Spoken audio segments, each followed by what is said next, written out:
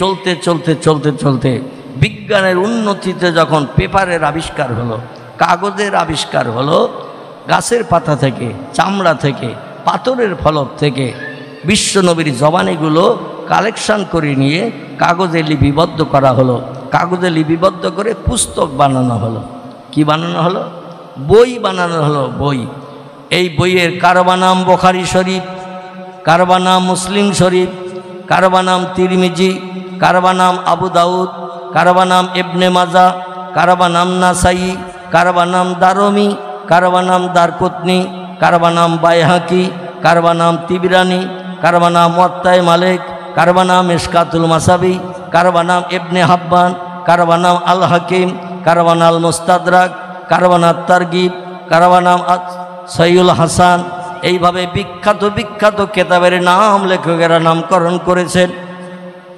এই যে হাদিসের কেতাবগুলোর নাম আপনাদের কাছে বললাম, একসঙ্গে সমষ্টি করে দেখা গেছে 3.5 লক্ষের মতো হাদিস নবীজির জবানি এই সহিহ হাদিসের কেতাবের ভিতরে লিপিবদ্ধ আছে। একটু জোরে বলা যাবে না? নারায়ে তাকবীর। বিশ্ব নবীর জবানি সহিহ হাদিস যদি একটা কোনো মানুষ মানতে অস্বীকার করে, কোরআনের একটা কোনো কথা যদি মানুষ মানতে মনে মনে যদি অস্বীকার করে, অবিশ্বাস করে, শরীয়তের সব ফতোয়ার কেতাবে লেখকেরা লিপিবদ্ধ করেছেন, ওই লোকটি আর মুসলমান থাকবে না, লোকটি কাফের সাব্যস্ত হবে। কি হবে? কাফের হবে। আচ্ছা, কাফের ঠিকানা কোথায় হবে? চাচা দাদার কথা? কাফের ঠিকানা হবে জাহান্নাম। এটা কি চাচা দাদার কথা? আল্লাহ কোরআনে সূরা বাকারায় তথ্য কোট করলেন 1450 বছর আগে, ইন্নাল্লাযীনা কাফারু ওয়া কাযযাবু বিআয়াতিনা উলাইকা আসহাবুন নারি হুম ফিহা খালিদুন। জোরে বলুন একটু আল্লাহু আকবার। আল্লাহ বলছেন, নিশ্চয়ই যারা আমি স্রষ্টা আমারে না থেকে বিশ্বাস করলো না, প্রভু বলে স্বীকারোক্তি দিল না, পৃথিবী প্রাকৃতিক নিয়মে চলছে আর চলবে, আসমান জমিন চন্দ্র সূর্য গ্রহ নক্ষত্র সাগর শরীর বানানোর মালিক কেউ নাই, এমনি এমনি হয়েছে। আল্লাহ বলছেন, আমাকে যারা তামাম সৃষ্টির মালিক হিসাবে বিশ্বাস না করবে, ওয়াকাযযাবু বিআয়াতিনা, আমার কোরআনের কথাগুলোকে যারা বিশ্বাস করতে আপত্তি দর্শাবে, মিথ্যা সম্বোধন করবে, বাদ দাও তো 1500 বছর আগের কোরআন সব ভুলভাল আল্লাহ লিখে দিয়েছে। বর্তমান জ্ঞানের যুগে, শিক্ষার যুগে, বিজ্ঞানের যুগে কোরআনের ভুল কথা মানা যাবে না।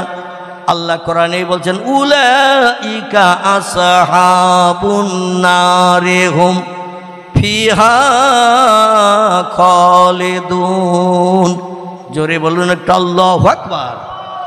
আল্লাহ, নিশ্চয়ই তারা জাহান্নামের কাঠ হবে, নিশ্চয়ই তারা জাহান্নামের ইন্ধন হবে। এবং জাহান্নাম এমন একটি জায়গা, কোটি কোটি কোটি কোটি কোটি কোটি বছর জাহান্নামের আগুনে তারা দগ্ধ হতে থাকবে।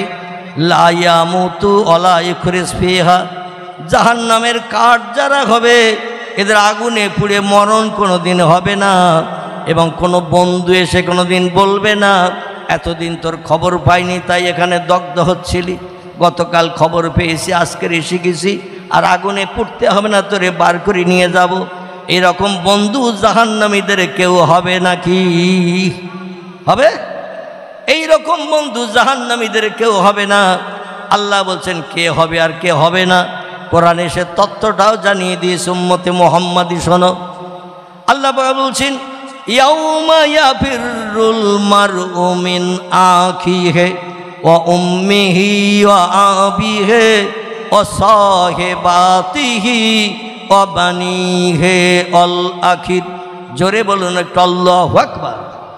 আল্লাহ বলছেন, এই দুনিয়ার মানুষ তোমরা শোনো, যেদিন পশ্চিম দিকে সূর্যোদয় করব। কোন দিকে?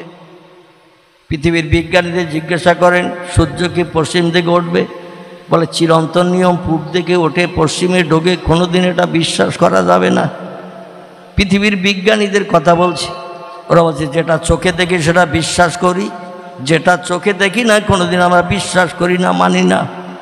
আল্লাহ আছে আজ পর্যন্ত কেউ দেখতে পেলাম না, এই জন্য দেয়ার ইজ নো গড আমরা বলি, আল্লাহ ইজ নাথিং বলি। স্রষ্টা বলতে কিছুই নাই, প্রভু বলতে কিছু নাই। পৃথিবী প্রাকৃতিক নিয়মে চলছে আর চলবে। প্রতিদিন সূর্য উদয় হয়, অস্তমিত হয়, রাত হয়, দিন হয়, নদীতে জোয়ার হয়, ভাটা হয়। এটা ন্যাচারালিক্যাল ডিপার্টমেন্ট। অতীতে হয়েছে, বর্তমানে হচ্ছে, ভবিষ্যতে হবে। এই পরিচালনার মূলে কেউ নাই। একটু জোরে বলুন নাউজুবিল্লাহ, একটু জোরে বলুন নাউজুবিল্লাহ। আল্লাহ কোরআনে তথ্য কোট করে দিয়ে বললেন, যেদিন পশ্চিম দিকে সূর্যোদয় হবে, এজা তুলিয়ে শামসে মাগরিবে হা, যেদিন সূর্য পশ্চিম দিকের গাছের মাথা দিয়ে ডগমগ করে ঠেলে উঠবে, অগুরবের শামসে মাশরিকে হা, এবং পূর্ব দিকে অস্তমিত হতে যাবে, সেদিন 9টা ধানের চাল কটা গোনার সময় কেউ পাবে না। এখন নরসিংহপুরের ভাইদের কাছে যদি জিজ্ঞাসাবাদ করি, 9টা ধানের চাল কটা? কটা? আচ্ছা বলতে ক মিনিট লাগবে? না না, বলতে ক মিনিট লাগবে? 1 সেকেন্ড তো লাগবে না, আলহামদুলিল্লাহ। কারণ 9টা ধানের চাল 9টা, 1 সেকেন্ডের বেশি 2 সেকেন্ড লাগবে না। সেই খোদার কসম, আল্লাহ যেদিন পশ্চিম দিকে সূর্যোদয় করবে, সেদিন 9টা এই শব্দটা বান্দার মুখে জারি হবে না। সূর্যের রৌদ্র তাপে জর্জরিত হয়ে, রৌদ্র তাপে পিপাসায় কাতর হয়ে, ক্ষুধার যন্ত্রণায় কাতর হয়ে বান্দার মুখ দিয়ে 9টা শব্দ পর্যন্ত বার হবে না। মানুষ এত ব্যতিব্যস্ত হয়ে যাবে। আল্লাহ বলছেন, সেদিন বাপ ছেলেরে চিনবে না, ছেলে বাপেরে চিনবে না, মা মেয়ের কাছে কোনো পরিচয় দেবে না, মেয়ে মায়ের কাছে কোনো পরিচয় দেবে না, ভাই বোনের পাশে দাঁড়াবে না, বোন ভাইয়ের পাশে দাঁড়াবে না, আপনজন আত্মীয় স্বজন কেউ কারো দিকে ফিরে তাকানোর সময় পাবে না। সেই দিনটা হলো ইয়াউমাল কিয়ামাত, হাসরের ময়দান। সেদিন হবে ভয়ঙ্কর দিন। ওই দিনের কথা একটু খেয়াল করো। আর ইন্নাল্লাহ আলা কুল্লি শাইইন কদির, আল্লাহ বলছেন আমি হলাম সব শক্তির ঊর্ধ্বে। আমার কোনো কিছু বানাতে, তৈরি করতে 1 সেকেন্ডের বেশি 2 সেকেন্ড সময় কোনোদিন লাগেনি, এবং কিয়ামত পর্যন্ত কথা বলেন লাগবে না। বর্তমান প্রযুক্তি যুগের বিজ্ঞানীরা বলছে আল্লাহ বুড়ো হয়ে গেছে। কি হয়েছে? একটু জোরে বলুন নাউজুবিল্লাহ। আমরা কি বিশ্বাস করি? ওরা তথ্য দিয়ে বলছে এই পৃথিবী যদি আল্লাহ বানিয়ে থাকে, কারণ খলাকাস সামাওয়াত ওয়াল আরদ, সূরা বাকারা থেকে শুরু করে অনেক সূরার ভিতরে আল্লাহ এই তথ্যটা দিয়েছেন। আসমান বানিয়েছি আমি, জমিন বানিয়েছি আমি।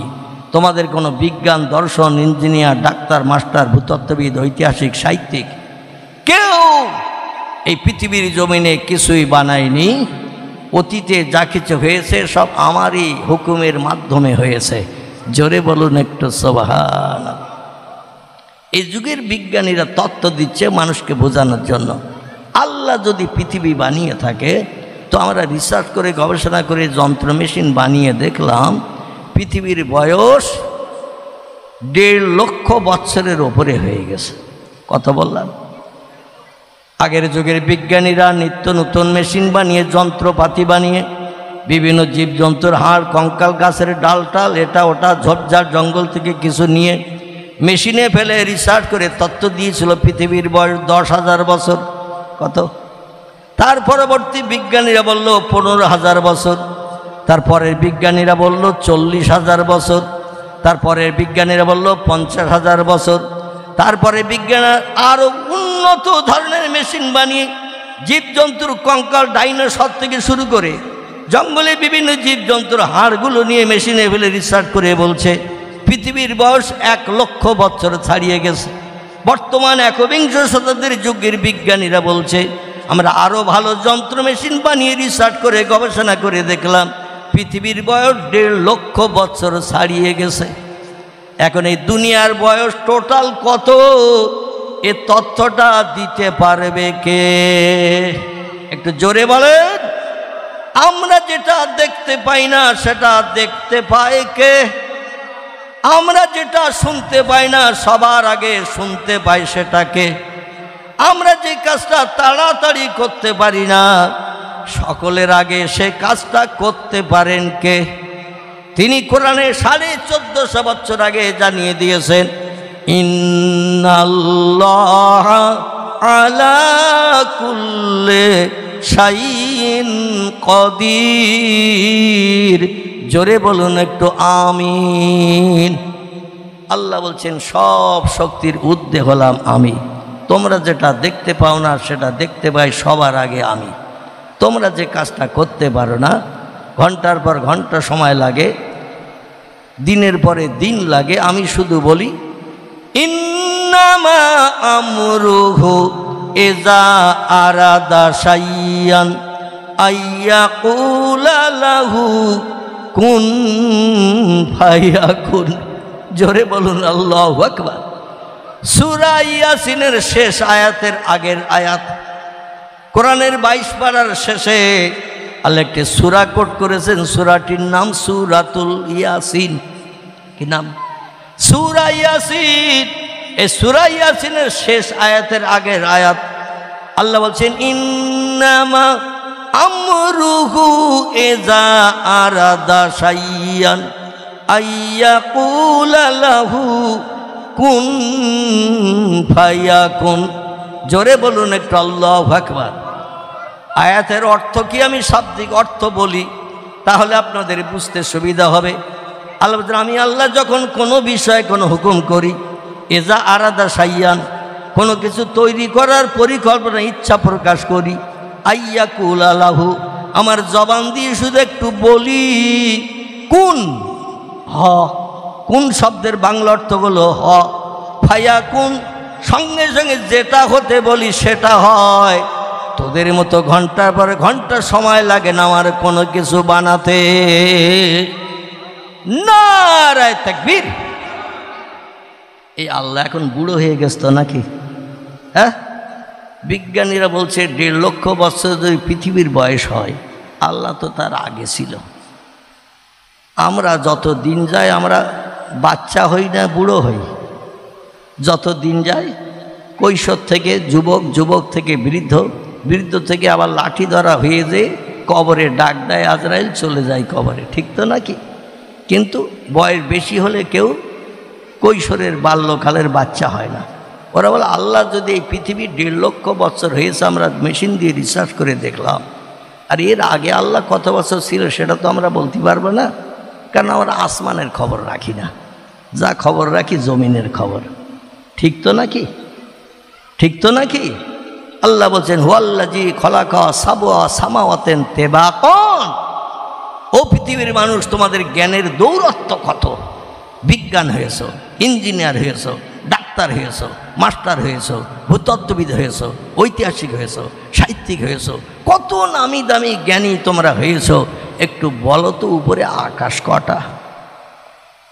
পৃথিবীর বিজ্ঞানীদের আল্লাহ জিজ্ঞাসা করছেন, তোমরা তো উচ্চ শিক্ষিত, যেটা চোখে দেখো সেটা বিশ্বাস করো, যেটা চোখে দেখো না সেটা বিশ্বাস করো না। তো বলো তো মাথার উপরে তাকিয়ে কি দেখা যায়? পৃথিবীর বিজ্ঞানীরা একমত হয়ে বলছে, বহুদূর ফাঁকাতায় নীল মতন দেখায়। কি বলেছে? আমি ভূগোল বইয়ের তথ্য দিচ্ছি। ওরা বলছে বহুদূর ফাঁকাতায় নীল মতন দেখায়। আসলে আকাশ বলতে কিচ্ছু নাই। এটা হলো বিজ্ঞানীদের তথ্য। আর আল্লাহ কোরআনে সূরা বাকারায় 1450 বছর আগে জানিয়ে দিয়েছে, বিজ্ঞানের ঠাকুরদাদার বাপও যখন জন্ম নেয়নি। কে জন্ম নেয়নি? বিজ্ঞানের ঠাকুরদাদার বাপও যখন জন্ম নেয়নি, তখনই আল্লাহ কোরআনে বলেছেন, সাবআ সামাওয়াতিন তিবাকান। ওই যে উপরে তাকালে নীল মতো একটা জিনিস দেখো, ওটা হলো প্রথম আকাশ। কি আকাশ?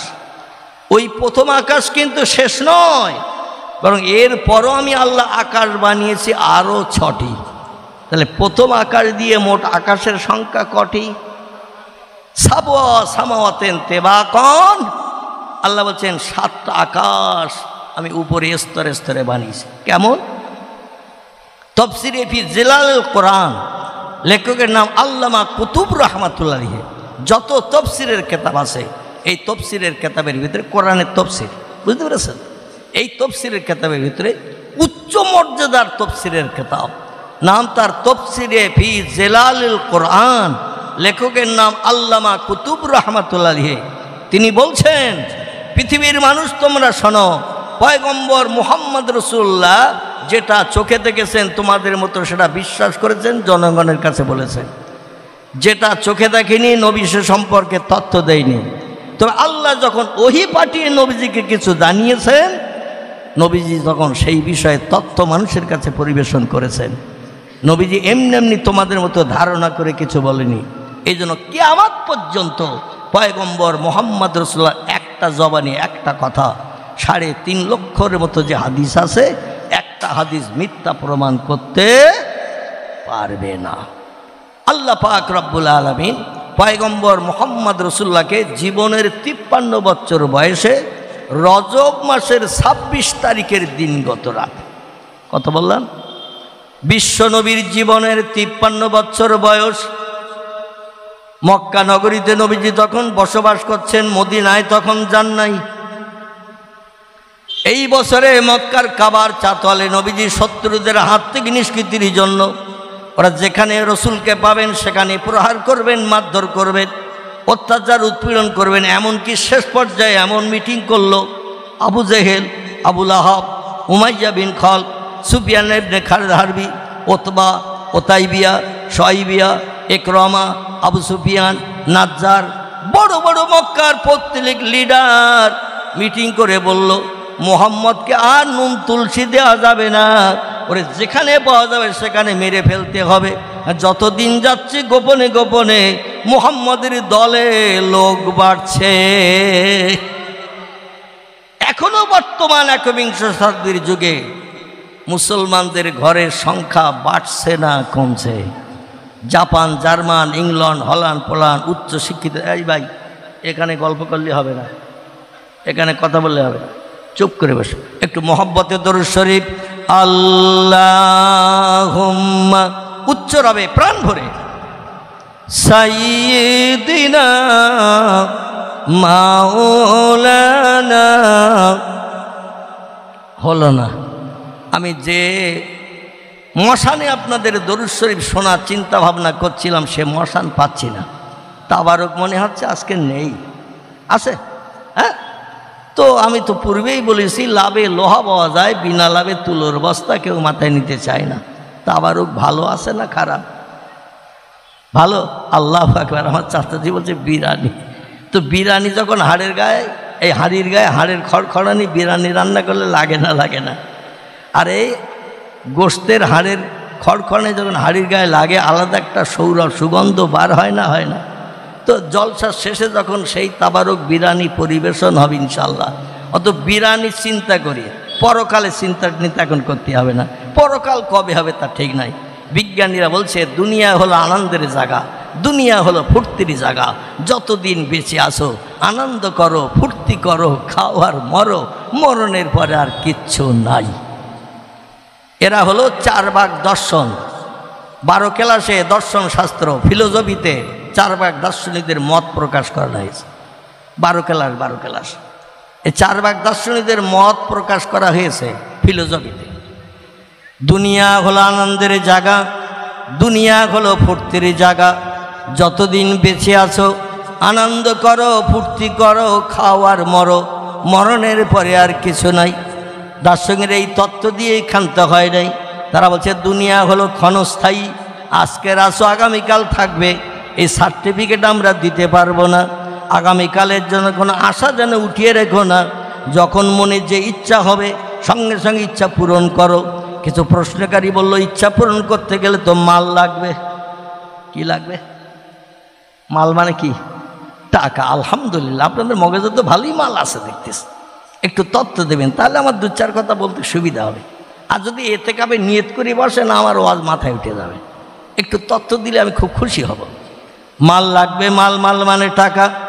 4 ভাগ দার্শনিক বলছে ধার করি যদি ঘি ভাত খেতে হয় তো খাও, খেয়ে মরো, মরণের পরে আর কিছু নাই। এটা হলো 4 ভাগ দর্শন। এই পর্যায়ের দার্শনিকেরা বলছে ধার করি যদি ঘি ভাত খেতে হয় তো খাও, খেয়ে মরো, মরণের পরে আর কিছু নাই। প্রশ্নকারীরা বলল টাকা ধার করেছি উপায় কি? বলে মরে গেলে হয় কবরে নাই শ্মশানে যাবে, যে তোমাদের শেষকৃত্য সম্পন্ন করবে। আর কবরে বা শ্মশানে গেলে পাওনাদার কোনোদিন একটা নয়াও তোমার কাছ থেকে আদায় করতে পারবে না। তাই বলে মনেই রেখে কবরে যাবে, শ্মশানে যাবে, ওটা যুক্তির কথা নয়। ধার করি যদি খেতে হয়, ধার করে যদি শখ মেটাতে হয়, সঙ্গে সঙ্গে ধার দেনা করো, শখ মেটাও। আর তুমি যে মারা যাবে সে তো ও পাওনাদারও জানে না, তুমিও জানো না। মরে গেলে তোমার আর এক পয়সা দিতে হবে না। আমাদের মুসলমানের ঘরের একজন কবি, মুসলমানের ঘরের কবি, সেও আধ্যাত্মিক জগতের খোদাদ্রোহী বিখ্যাত কবি হিসাবে মর্যাদা পেয়েছিলেন। লোকটির নাম হলো ওমর খৈয়ম। কি নাম বললাম? 4 ভাগ দার্শনিকদের দলের লোক, তবে এ বিধর্মী নয়, হিন্দু জৈন শিখ ইহুদি খ্রিস্টান নয়, সে মুসলমানদের ঘরের ছেলে। নাম হলো তার ওমর খৈয়ম। তার একটা লেখা বই আমি নাম বলবো আপনাদের কাছে, কলকাতা কলেজ স্ট্রিটে খোঁজ নিলে বইটা পেতে পারবেন। বই পড়বেন আপনার মগজ ঘুলে যাবে। ওমর খৈয়মের লেখা বই ঠিক এতটা মোটা, দেখতে পাচ্ছেন আমার হাতের দিকে, ঠিক এতটা মোটা একটা বই লিখেছেন। ছন্দের ঝংকারে সব তত্ত্বগুলো লেখা। বিশ্বকবি রবীন্দ্রনাথ ঠাকুরকেও পর্যন্ত হার মানিয়ে দিয়েছেন তিনি। এত সুন্দর ছন্দ জানতেন, প্রতিটি লাইনের শেষে অক্ষরে অক্ষরে মিল দিয়ে দিয়ে তিনি কবিতা লিখেছেন। এই বইটির নাম হলো বাণী চিরন্তনী। কি নাম বললাম? বইটির নাম হলো বাণী চিরন্তনী। লেখকের নাম ওমর খৈয়ম। তিনি বলছেন নগদ যা পাও হাত পেতে নাও, বাকির খাতা শূন্য থাক, দূরের বাঁশি শুনে কি লাভ, মাঝখানে যে বেজায় ভাগ, এই বেলা ভাই মদ খেয়ে নাও, কাল নিশীথের ভরসা কই, চন্দ্র কিরণ রহিবে যুগ যুগ ধরি, আমরা তো আর রব না সই। বোঝা গেল? তিনি বলছেন নগদ যা পাও হাত পেতে নাও, বাকির খাতা শূন্য থাক, দূরের বাঁশি শুনে কি লাভ, মাঝখানে যে বেজায় ভাগ। মোল্লা মৌলভীর স্টেজে বসে বলে দুনিয়া আমল করো, নামাজ পড়ো, রোজা রাখো, কোরআন তিলাওয়াত করো, তসবিহ তাহলিল করো, দান সাদকা খয়রাত করো, এর প্রতিদান আল্লাহর জান্নাতে পাবে। এটা আলেম ওলামা মৌলভীরা বলে না? বলে না? ওরা বলছে জান্নাত কোথায়? মৌলভীদের জিজ্ঞাসা করেন, তারা অবশ্যই তথ্য দেবে সপ্তম আসমানের উপরে। কোথায়? সপ্তম আসমানের উপরে আল্লাহ বানিয়ে রেখেছেন জান্নাত। কিন্তু ওই জান্নাতে যাবে কি করে তুমি? ভোরবেলা মাঘ মাসের শীতে অজু করে শরীর আড়ষ্ট করলে, মসজিদে যে আবার সূর্য ওঠার আগে জামাতে নামাজ পড়লে, কষ্ট করে শীতে কাঁপতে কাঁপতে বাড়ি আসলে, প্রতিদান তো নসিবে কিছু জোটে না। মৌলভীদের জিজ্ঞাসা করলেই বলে পরে পাবে। উনি বলছেন নগদ যা পাও হাত পেতে নাও, বাকি খাতা শূন্য থাক। বাকি মানে ফাঁকি, ফাঁকি মানে এমটি পকেট, কিচ্ছু নাই। আর জান্নাতে যাবে কি করে? আলেম ওলামারা কোনোদিন বলেনি মরে কবরে গেলে পাখি হয়ে উড়ে যাবে, হেলিকপ্টার পাবে, রকেট পাবে, স্পুটনিক অ্যাপোলো পাবে, তাই নিয়ে উড়িয়ে জান্নাতে চলে যেতে পারবে। আজ পর্যন্ত এমন তত্ত্ব মৌলভীরা দেয় না। কবরে গেলে মাটির ভিতরে চলে যেতে হয়, সেখান থেকে জান্নাতে গেলে তো উড়ন্ত যানের দরকার হয়। বিজ্ঞান কত উড়ন্ত যান বানিয়েছে, রকেট বানিয়েছে, স্পুটনিক বানিয়েছে, অ্যাপোলো বানিয়েছে, উড়োজাহাজ বানিয়েছে, হেলিকপ্টার বানিয়েছে, যেগুলো শূন্যে উড়ে যায়। এরকম তো মৌলভীরা কোনো দিন তথ্য দেয় নাই। আর ওখানে যাওয়াও কোনো দিন পৃথিবীর মানুষের পক্ষে সম্ভব নয়। এই জন্য তিনি বলছেন মনে যখন যেটা ইচ্ছা হবে পূর্ণ করো, জীবনের শখ মেটাও, মরণের পরে আর কিছু নাই। আমাদের কোরআন ওই পক্ষে গান গেয়েছে না উল্টো বলেছে? কি আমাদের কোরআন ওদের পক্ষে গান গেয়েছে না উল্টো বলেছে? কোরআন বলছে ইন্নাল্লাযীনা আমানু ওয়া আমিলুস সালিহাতি উলাইকা আসহাবুল জান্নাতি হুম ফিহা খালিদুন। একটু চিল্লায়ে বলুন আল্লাহু আকবার, আর একটু জোরে বলুন আল্লাহু আকবার। আল্লাহ বলছে ইন্নাল্লাযীনা, নিশ্চয়ই যাহারা আমানু আমারে না দেখে স্রষ্টা বলে, প্রভু বলে, মালিক বলে বিশ্বাস স্থাপন করলো, ও আমিলুস সলেহাত, আর আমার কোরআনের বিধান মোতাবেক আমলে সলেহা ভালো কাজ নেক কাজগুলো করলো, সৎ কাজগুলো করলো, মানুষ মার্ডার করলো না, বিধবার দরজার কড়া নাড়া দিল না রাত 1টার সময়, গরিবদের হক ফাঁকি দিয়ে খেলো না, কোনো মানুষের প্রাণ নাশ করে বিবি বাচ্চারে বিধবা এতিম বানালো না, মদের গ্লাসে হাত দিল না, সুদের ব্যবসা করলো না, পৃথিবীতে ও হাল্লালা হালালাহু ও হাররামা হারামাহু। আল্লাহ বলছেন কোরআনে যে বিধান তোমাদের জন্য দিয়েছি দুটি, একটি হলো যেগুলো তোমাদের জন্য বৈধ বানিয়েছি ওগুলো বাস্তব জীবনে রূপদান করো, জীবনে সুখ ভোগ করো, শান্তিতে বসবাস করো।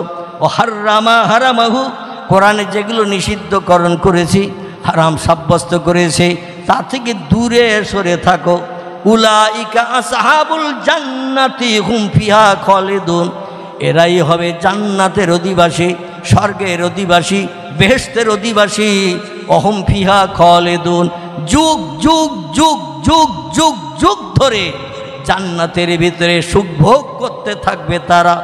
লা ইয়ামুতু ওয়ালা ইফরিস ফিহা, আল্লাহর কোরআন আমাদের মগজ সাফ করে দিয়েছেন, জান্নাতি যারা জান্নাতি হবে এদের মরণ কোনো দিন হবে না।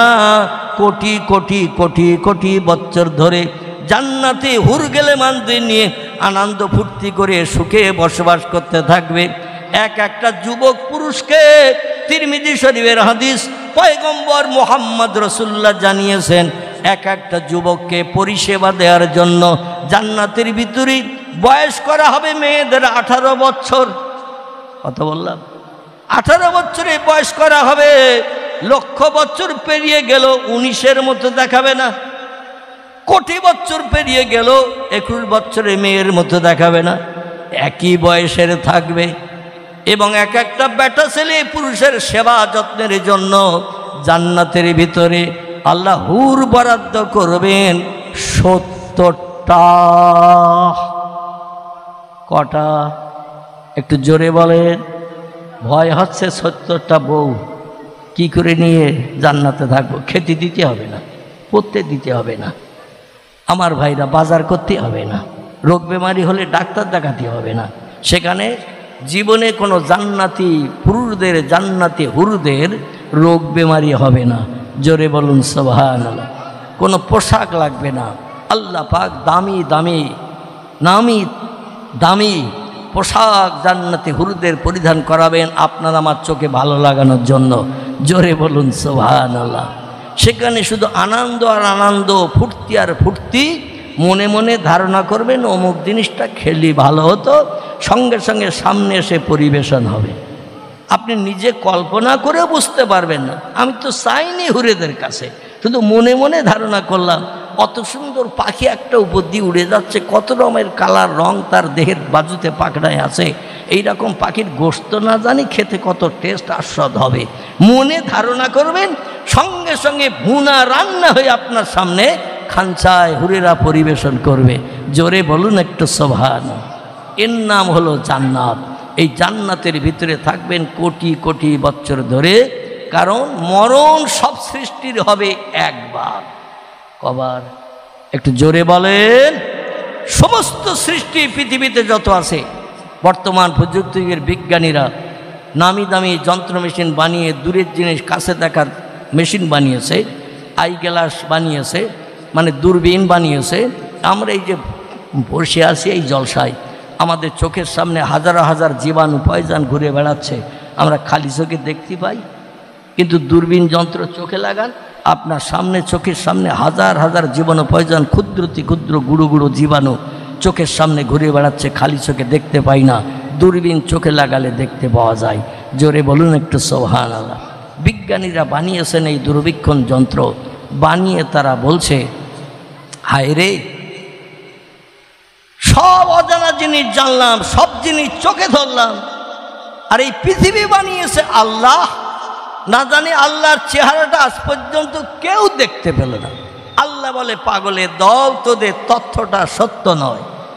আমি 1 লক্ষ মোতাবেক 2,24,000 পয়গম্বর পৃথিবীতে পাঠিয়েছি। এই পয়গম্বরদের ভিতরে একজন পয়গম্বরকে আমি সেরা করে বানিয়েছি। কি করে?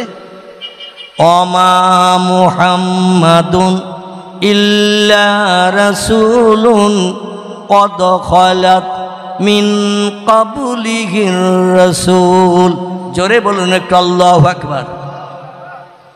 আল্লাহ বললেন মুহাম্মদ নামধারী একজন ব্যক্তিকে রসুল করে, প্রফেট করে, মেসেঞ্জার করে, পথ প্রদর্শক, বার্তা বাহক করে তোমাদের জান্নাত হালাল বানানোর জন্য, জাহান্নাম থেকে দূরে সরে থাকার জন্য একজন ব্যক্তিকে আমি নেতৃত্ব দিয়ে পৃথিবীতে পাঠিয়েছি। তার নাম দিয়েছি মুহাম্মদ, নাম দিয়েছি আহম্মদ, নাম দিয়েছি ইয়াসিন, নাম দিয়েছি তহা, নাম দিয়েছি মুজাম্মিল, নাম দিয়েছি রাহমাতাল লিল আলামিন। জোরে বলুন একটু আল্লাহু আকবার। সেই পয়গম্বরকে দিয়ে আমি আল্লাহ পাক আমার নিজের চেহারা সামনাসামনি বসিয়ে রজব মাসের 26 তারিখের দিনগত রাত আমার নিজের খাস কোয়ার্টার আরশ কুরসি, কি নাম আরশ কুরসি, আরশ কুরসি সপ্তম আসমানের উপরে আরশ কুরসি, সিদরাতুল মুনতাহা টপকিয়ে যে লক্ষ লক্ষ কোটি কোটি মাইল পথ অতিক্রম করলে যেখানে যাওয়া যায় সেইখানে আল্লাহর আরশ কুরসি। আল্লাহ অতীতে সেখানে বসে বিশ্ব পরিচালনা করেছেন, বর্তমানেও সেখানে বসে বিশ্ব পরিচালনা করছেন, ভবিষ্যতেও করবেন। এই আরশ কুরসি আল্লাহ একদিন আমাদের এই পৃথিবীর জমিনে নামিয়ে নিয়ে আসবেন। যে আরশ কুরসিতে বসে অতীতকে আল্লাহ বিশ্ব পরিচালনা করেছেন, বর্তমান যুগেও করছেন, ভবিষ্যতেও করবেন। আরশ কুরসি নামিয়ে নিয়ে আসবেন পৃথিবীতে। দুনিয়ার মানুষকে সেদিন দেখিয়ে দেবেন যেটা চোখে দেখতে পাওনি, আজ তোমাদের সবাইকে একসঙ্গে দেখিয়ে দিচ্ছি। সবাইকে একসঙ্গে দেখিয়ে দিচ্ছি। দেখো মা তারা, ইয়া আইয়ুহান নাস, ও দুনিয়ার মানুষ সকল, একটু তাকিয়ে দেখো কোথায় পূর্বে ছিলাম, ভবিষ্যতে থাকবো বলে পরিকল্পনা নিয়েছিলাম, সেই জিনিসটা তোমাদের দেখালাম। আর আমার চেহারা তোমরা দেখতে পারো নাই বলে বিশ্বাস করো না। আমি পৃথিবীতে 2 জন ব্যক্তিকে আমার চেহারা দুনিয়ায় বেঁচে থাকতে দেখিয়েছি, যাতে তোমরা আমি আল্লাহ আছি তোমাদের চোখে দেখতে পাও না, তাই বলে তোমরা যেন অবিশ্বাস করিও না। এমন 2 জন ব্যক্তিকে দিয়ে আমার চেহারা দেখিয়েছি যে 2 জন ব্যক্তি সারা জীবনে একটা মিথ্যা কথা বলেনি, কারো গালে অন্যায়ভাবে চড় মারেনি, কটু কথায় কাউরে গালি দেয়নি, কারো অর্থ আত্মসাৎ করেনি, গরিব এতিমের হক ফাঁকি দিয়ে খায়নি, কোনো বিধবার ধরনার কড়া রাতের 1:30টার দিকে নাড়া দেয়নি, কোনো ব্যক্তির প্রাণনাশ করে বিবি বাচ্চারে বিধবা এতিম বানাননি। 2 জন ব্যক্তিকে আমি পৃথিবীতে প্রেমিক বান্ধব হিসেবে সাব্যস্ত করেছিলাম। একজন বান্দার নাম ইমরানের বেটা মুসা, কি নাম বললাম? মুসা নবী। মুসা নবী, এনার বাবার নাম ছিল ইমরান, এই জন্য ইমরান মুসা ইবনে ইমরান বলা হয়।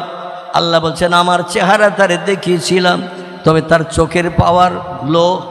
আমার চেহারা জ্যোতি হাই ভোল্টেজ, কোটি কোটি কোটি কোটি পাওয়ারওয়ালা। মুসা আমার জ্যোতি দেখে সহ্য করতে পারেনি। মাদায়েনের দেশে একটি পাহাড় আছে, কোন দেশ বললাম? মাদায়েনের, মদিনায় না, মাদায়েন বলে একটি দেশ আছে। এই দেশে একটা পাহাড় এখনো দাঁড়িয়ে আছে, কিয়ামত পর্যন্ত থাকবে। দেশটির নাম হলো মাদায়েন, পাহাড়টির নাম হলো কোহে তুর। কি নাম? কোহে তুর। এই তুর পাহাড়ের কিনারায় আমি মুসারে আমার চেহারা দেখিয়েছিলাম। আমি পূর্বে বলেছিলাম মুসা তুরবার আমার সঙ্গে টেলিফোনে কথা বলতে আসতো এখান থেকে 4,500 বছর আগে। কতদিন? এখান থেকে 4,500 বছর আগে। আচ্ছা, বিজ্ঞান তখন মোবাইল বানিয়েছিল, টেলিভিশন বানিয়েছিল, সিনেমা দেখার কোনো জায়গা বানিয়েছিল, এক জায়গায় বসে পৃথিবীর কোনো জায়গার ফটো দেখার সুযোগ করেছিল? যা কিছু করেছে 100 বছরের ভিতরে। কত বললাম? 100 বছরের ভিতরে। আল্লাহ বলছেন বাড়াবাড়ি করো না ও বিজ্ঞানের দল, দার্শনিকের দল, ইঞ্জিনিয়ারের দল, বাড়াবাড়ি করিও না। ইয়াসিন অল কুরআনিল হাকিম। জোরে বলুন আল্লাহু আকবার। আল্লাহ পাক কোরআনে 114টি সূরার ভিতরে একটি সূরার নাম কোট করেছেন ইয়াসিন বলে। ব্যাখ্যাকারীরা তাফসীরের কিতাবে লিখেছেন ইয়াসিন শব্দের বাংলা অর্থ হল নবীজির মর্যাদাপূর্ণ নাম। জোরে বলুন সুবহানাল্লাহ। নবীজির মর্যাদাপূর্ণ নাম, গুণবাচক নাম, বিশ্বনবীর নাম ইয়াসিন। আল্লাহ ডেকে বলছেন আমার মোহাব্বতের ইয়াসিন, আপনি শুনে নিন, আপনার উম্মতদের জানিয়ে দিন অল কুরআনিল হাকিম। আপনার মাধ্যম দিয়ে আপনার উম্মতের মুখে হাসি ফোটানোর জন্য, বিপদে মুসিবতে সাহায্যের জন্য, মনের চাহিদা পরিপূরণের জন্য আমি মহাবিজ্ঞানময় কোরআন পৃথিবীতে আপনার উম্মতের জন্য দান করে দিলাম। যে কোরআন আদম সফিউল্লাহর জামানায় আমার লৌহে মাহফুজে সংরক্ষিত ছিল। আমার আরশ কুরসির উপর একটি জায়গা, সেই জায়গাটির নাম হলো লৌহে মাহফুজ। ফি লৌহিম মাহফুজ কোরআনের ভিতরে এসেছে। আল্লাহ বলেন আসমানে অনেক কিতাব মানুষের কল্যাণের জন্য পৃথিবীতে পাঠিয়েছে, কিন্তু কোনো কিতাব ওই মর্যাদাপূর্ণ জায়গায় রাখি নাই। তৌরিত পাঠিয়েছে, জব্বুর পাঠিয়েছে, ইঞ্জিল পাঠিয়েছে, এছাড়া আরও 100খানা চটি কিতাব নবীর উম্মতদের উপকারের জন্য পৃথিবীতে পাঠিয়েছে। কোনো কিতাবের জায়গা লৌহে মাহফুজে হয় নাই। একটাই মাত্র কিতাব লৌহে মাহফুজ আমি সংরক্ষণ করে রেখেছিলাম। আদম নবী যখন দুনিয়ায় এসেছে তখনও কোরআন ছিল। শীষ যখন দুনিয়ায় এসেছে তখনও কোরআন ছিল। ইদ্রিস যখন দুনিয়ায় এসেছে তখনও কোরআন ছিল। নুহু যখন দুনিয়ায় এসেছে তখনও কোরআন ছিল। ইব্রাহিম যখন দুনিয়া এসেছে তখনও কোরআন ছিল। ইসমাইল যখন দুনিয়া এসেছে তখনও কোরআন ছিল। ইসাক যখন দুনিয়া এসেছে তখনও কোরআন ছিল। ইয়াকুব যখন দুনিয়া এসেছে তখনও কোরআন লৌহে মাহফুজে ছিল। ইউসুফ যখন দুনিয়া এসেছে তখনও লৌহে মাহফুজে কোরআন ছিল। মুসা যখন দুনিয়া এসেছে তখনও কোরআন লৌহে মাহফুজে ছিল। এমন করে হারুন যখন দুনিয়া এসেছে তখনও কোরআন ছিল। দাউদ যখন দুনিয়া এসেছে তখনও লৌহে মাহফুজে কোরআন ছিল। কিন্তু কোনো নবীর উম্মতির উপকারের জন্য কোরআন আমি পৃথিবীতে পাঠাই নাই। কোরআন পাঠিয়েছি সেই নবী তার উম্মতির জন্য। হাজার হাজার বছর কাল পেরিয়ে যাবে, কোনো নবী দুনিয়ায় আর আসবে না। আসমানি কোনো কেতাব পৃথিবীতে আর পাঠানো হবে না। ওই একটা কেতাবই কিয়ামত পর্যন্ত হাজার হাজার বছর ধরে মানুষকে জান্নাতে যাওয়ার রাস্তা দেখিয়ে দেবে। নারায়ে তাকবীর। আল্লাহ বলেন আমার কোরআন হলো মহাবিজ্ঞান। কোরআন হলো বিজ্ঞানের ঠাকুর দাদার বাবা, বা তার উপরে যদি কিছু বলেন তাও বলতে পারবেন। কোরআনকে আমি মহাবিজ্ঞানময় করে পাঠিয়েছি। পৃথিবীর বিজ্ঞানীরা কিয়ামত পর্যন্ত ভিক্ষুকের ন্যায় আমার কোরআনের কাছে হাত পেতে দাঁড়িয়ে থাকবে। আর আমার কোরআন নিত্য নতুন তথ্য দিয়ে হাজারো হাজার যন্ত্রপাতি মেশিন বিজ্ঞানীদের মগজে বানানোর জন্য পরিবেশন করতে থাকবে। উম্মতে মুহাম্মাদিরা সব নবীর উম্মতের থেকে বেশি দামি। হাসরের মাঠে 1 লক্ষ মোতাবেক 2,24,000 পয়গম্বরের উম্মতেরা হাসরের মাঠে হাজিরি দেবে, কিন্তু কোন নবী তার উম্মতের উপকারের দায়িত্ব পালন করতে পারবে না। প্রথম জান্নাত উদ্বোধন করবেন যারা, তারা হলাম আমরা। কারা? তারা হলাম আমরা।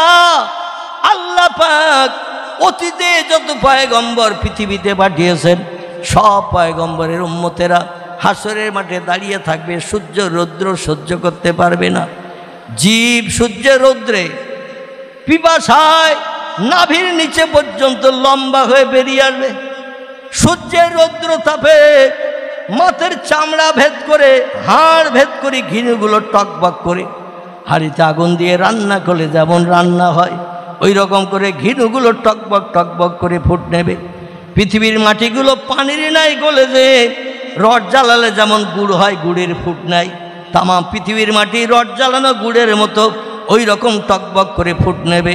আল্লাহ নবী বলছেন সেদিন মানুষ পিপাসায় এত কাতর হবে, 7টা সাগরের পানি যদি তার সামনে ধরা হয়, ও পানি দেখে বলবে বঙ্গোপসাগর, ভারত মহাসাগর, প্রশান্ত মহাসাগর, ভূমধ্য সাগর, লোহিত সাগর, নীল দরিয়া, আরব সাগর আছে না? আচ্ছা, সব সাগরের পানি যদি একটা লোকের বলায় খেয়ে শেষ কর, কতটা খাবে বলে মনে হয়? যে সাগরের পানির গভীরতার শেষ নাই। বিজ্ঞানীরা প্রযুক্তির যুগে রিসার্চ করে তথ্য দিয়েছে আটলান্টিক মহাসাগরের পানির গভীরতা হলো 14,500 ফুট। কথা বললাম, পানির উপর থেকে মাটি পর্যন্ত পানি আছে 14,500 ফুট। বিজ্ঞানীরা প্রশান্ত মহাসাগরে যে আবার একটু ফিতে ফেলেছে, কত পানি এ সাগরে একটু দেখি, ওরা ফিতে ফেলে হা হয়ে গেছে, এতে কাপের মতো হয়ে গেছে। প্রশান্ত মহাসাগরে পানির গভীরতা 15 থেকে 15,500 ফুট। সাগরের কোনো কুল কিনারা আছে? কথা বলেন। এই পাশে দাঁড়ালে ওপারের গাছ দেখা যায় তো নাকি? পুকুরের ধারে দাঁড়ালে ওধারে দেখা যায় কিনা? মাঝখানে পানি পুকুরের, এধারে দাঁড়ালে ওধারে গাছপালা দেখতে পাওয়া যায়। সাগরের কিনারায় দাঁড়ালে কি দেখতে পাওয়া যাবে বলে মনে হয়? খুব বেশি দূর যেতে হবে না। আমাদের কাকদ্বীপ লাইনে 8 নম্বর ফেরি, 8 নম্বর কপিল মুনির আশ্রম। আমি অধম যে তথ্যগুলো দেব আল্লাহ বাস্তবে চোখে দেখিয়েছেন তাই দেব। পরবর্তীতে যেন একটা মিথ্যা প্রমাণ ভবিষ্যৎ জেনারেশন না বানাতে পারে। কপিল মুনির আশ্রম, যেখানে হিন্দু ভাইদের মেলা হয়, একেবারে সাগরের কিনারায়। আমি গিয়েছি ফুলডুবিতে প্রোগ্রাম করতে, ওখান থেকে আবার 15-16 কিলোমিটার রাস্তা ফুলডুবি থেকে গেলাম সাগর দেখতে। সাগর দেখতে কিনারায় যেয়ে দেখি জীবনের প্রথম দেখা। সাগরের দিকে তাকিয়ে দেখি শুধু পানি আর পানি, পানি আর পানি, কোনো কিছুই দেখতে পাওয়া যায় না। বিজ্ঞানীরা বলছেন পৃথিবীর 3 ভাগের 2 ভাগ পানি, 1 ভাগ মাটি। এই যুগের বিজ্ঞান বলছে ইট ইজ রং, থিওরি ভুল। আগের যুগের বিজ্ঞানীদের মেশিন ভালো ছিল না, তাই তারা রিসার্চ করে তত্ত্ব দিয়েছিল 3 ভাগের 2 ভাগ পানি, 1 ভাগ মাটি। আমরা প্রযুক্তির যুগে নামি দামি মেশিন বানিয়েছি যাতে সত্য তত্ত্ব পরিবেশন করা যায়। বিজ্ঞানীরা নতুন মেশিন দিয়ে রিসার্চ করে বলছে পৃথিবীর 4 ভাগের 3 ভাগ পানি, 1 ভাগ মাটি। আচ্ছা, এটাই কি সত্য বলে আপনাদের মনে হয়? মনে হয়? আমি আপনাদের কাছে একটা তথ্য জিজ্ঞাসা করি, তাহলে বুঝতে সুবিধা হবে। ভবিষ্যৎ জেনারেশন, নাতি নাতকুর, ভবিষ্যতে যারা আসবে, এরা এই মেশিন নিয়ে বাস করবে না নতুন মেশিন বানাবে? কথা বলেন। এই মেশিন নিয়ে, বর্তমান যুগের যে মেশিন, এই মেশিন নিয়ে ওরা খুশি হবে না আবার নতুন মেশিন বানাবে? বিজ্ঞানীরা প্রথম বানিয়েছিল এইরকম একটা মোবাইল, দেখেছেন? বিজ্ঞানীরা প্রথম বানিয়েছিল এইরকম একটা মোবাইল, একে অপরের সঙ্গে হাওয়ার মাধ্যম দিয়ে টাওয়ার সংযোগে কথা বলা যেত। এখন মোবাইল এত বড় হয়েছে না হয়নি? হয়েছে না হয়নি? ঘরে এখন আর টেলিভিশন কেনার দরকার আছে? পকেটে পকেটে টেলিভিশন ঘুরতেছে না? ঘুরতেছে না? সিনেমা হলে সিনেমা দেখতে যেত যুবকেরা, 2.5-3 ঘন্টা ধরে যে ফিল্ম দেখাতো কর্তৃপক্ষ, একটাই দেখতে হতো। আর পকেটের মোবাইলে যদি একটু এরকম করে একটু যদি ঘষেন, সঙ্গে সঙ্গে লাইন আলাদা ক্লিয়ার হবে না? হবে না? হবে না? হবে না? বর্তমান প্রযুক্তির বিজ্ঞানীরা টাচ মোবাইল বানানোর কারণে অনেক সিনেমা হল সব ভেঙে চুরমার করে দিয়েছে। ঠিক বলো না ভুল বলো? আপনাদের বারাসাত এলাকার নাম বলবো না, আমি আমার বসিরহাটের কথা বলি। আমাদের বসিরহাটে 3টি সিনেমা হল ছিল। কটি বললাম? 3টি। একটির নাম ফাল্গুনী, একটির নাম দেবযানী, একটির নাম হলো মিলনী। বর্তমানে 2টো তো ভেঙে চুরমার করে দিয়েছে, একটা নদীতে কবে পড়ে অপেক্ষায় রয়েছে। মিলনী ইসামতি নদীর কিনারায়, খেয়াঘাটের ধারে, অতি আর লোকজন যায় না কখন কাঁধিয়ে। সাগরের তলায় ইউনুস নবীর মতো নাখানি সুবনি খাই। ইউনুস নবীর নাম শুনেছেন তো? সাগরে পানির তলায় মাছের পেটের নাকানি সুবানি খেয়েছিলেন। মানুষ ওই হলে আর যায় না, কারণ কাত হয়ে রয়েছে নদীর দিকে। এই জন্য কখন হুড়মুড় করে ভেঙে পড়ে তার ঠিক নাই। আর যে দুটো সিনেমা হল ছিল মেন রোডের ধারে, একটার নাম হলো দেবযানী, ময়লাখলা বসিরহাট স্টেশন, বড় সিনেমা হল, নাম ছিল দেবযানী। মালিক বলে আর কেউ টিকিট কাটতে আসে না, সিনেমা দেখতে আসে না, এত বড় বিল্ডিং বেকার থাকবে নাকি, ভেঙে ফেল। কি কর, ভেঙে ফেল, নতুন করে ব্যবসা করতে হবে। মিলনী দেবযানী যখন ভেঙে ফেলল, বসিরহাট থেকে বারাসাত মেন রোড, এই রোডের ডান ধারে একটা সিনেমা হল ছিল কলেজের কাছে, বসিরহাট কলেজের কাছে, নাম তার ফাল্গুনী। ও বলে ওরা যখন ভেঙে ফেলে নতুন ব্যবসা করছে, আমরা কেন আর রাখবো। ওরাও হাতুড়ি মারা শুরু করে দিল, ভেঙে চুরমার করে নতুন ব্যবসার জন্য বিল্ডিং বানিয়েছে। খুব বেশি দূর যেতে হবে না, দেগঙ্গা গেছেন আপনারা, দেগঙ্গা বাজারের আগে ব্যাকের কাছে একটা সিনেমা হল ছিল। খোদার কসম আমি ঢুকি নাই, তো যাওয়া আসার পথে নজর করলি দেখা যেত লেখা আছে তারা। কি লেখা আছে? তারা তারা তারা। এই হলটাও ভেঙে ফেলেছে মালিক, মানুষ আর সিনেমা দেখতে যায় না। কারণ কি বলেন তো? পকেটে রয়েছে তো সিনেমা হল, আছে না? যখন যে ইচ্ছা করবেন, যে ফিল্ম দেখতে চাইবেন, একটু আঙুল ঘষলেই দেখতে পাবে। এই জন্য সিনেমা হলের আর দরকার নাই। বিজ্ঞানীরা প্রযুক্তি যুগের কত উন্নত সাধন করেছে। এ যুগের বিজ্ঞানের রিসার্চ করে গবেষণা করে নতুন মেশিন বানালো। মেশিন বানিয়ে বলল পৃথিবীর 4 ভাগের 3 ভাগ পানি, 1 ভাগ মাটি। কিন্তু ভবিষ্যৎ জেনারেশনের কথা চিন্তা করলো না। ওরা এসে তো আবার তথ্য কাটবে, এই জন্য একটু বলে দিই, পরে পরিবর্তন হলেও হতে পারে।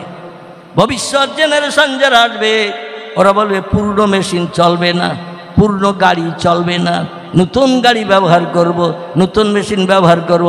এখন বিনা তেলে গাড়ি চলছে, মোটর বাইক, 4 চাকা গাড়ি, ব্যাটারির মাধ্যম দিয়ে, চীনের প্রোডাক্ট। ঠিক বললাম না ভুল বললাম? রাস্তায় আর ধোঁয়া উড়বে না আমার ভাইরা, ধোঁয়ার আর আপনার কোনো লাইসেন্স করতে হবে না, পরিবেশ দূষণের ধোঁয়ার বার হবে না, এমনি এমনি কারেন্টের চার্জ দিয়ে ব্যাটারিতে গাড়ি চলবে। উন্নত হচ্ছে দিন। ভবিষ্যৎ জেনারেশন যারা আসবে, এরা নতুন মেশিন বানিয়ে বলবে পুরানো তত্ত্ব ভুল, আমরা ভালো মেশিন বানিয়ে দেখলাম, পৃথিবীর 5 ভাগের 4 ভাগ পানি, 1 ভাগ মাটি। কিয়ামত পর্যন্ত শুধু তত্ত্ব পরিবর্তন হবে, কাটাকুটি চলবে। এবার আপনাদের কাছে জিজ্ঞাসাবাদ করি, দেখতে দেখতে 1450 বছর হয়ে গেছে, মানুষ কি শুধু ঘুমাচ্ছে? হাজার চেষ্টা করছে ইহুদি খ্রিস্টানিরা, হিন্দু জৈন শিখেরা, বিভিন্ন ধর্মাবলম্বীরা, কিন্তু কোরআনের একটা তত্ত্ব ভুল আজও পর্যন্ত প্রমাণ করতে পারেনি এবং কিয়ামত পর্যন্ত পারবে না। জোরে বলুন একটু সুবহানাল্লাহ। আচ্ছা, কারণটা কি বলেন তো? ঘুমিয়ে পড়েছেন আপনারা? ঘুমাননি তো? তাহলে একটু জোরে উচ্চ রবে কলেমার জিকির, লা ইলাহা ইল্লাল্লাহ, লা ইলাহা, লা ইলাহা ইল্লাল্লাহ মুহাম্মাদুর রাসূলুল্লাহ। কাক ডাকে কাকা রবে, কাক ডাকে কাকা রবে, কোকিলের স্বর মধুর লাগে, ডাকে সে এই হেমন্তের হাওয়ায়, আল্লাহ ছাড়া মাবুদ নাই, বলো লা ইলাহা ইল্লাল্লাহ। গলা ছেড়ে উচ্চ রবে প্রাণ ভরে পড়ুন, লা ইলাহা ইল্লাল্লাহ, লা ইলাহা, লা ইলাহা ইল্লাল্লাহ মুহাম্মাদুর।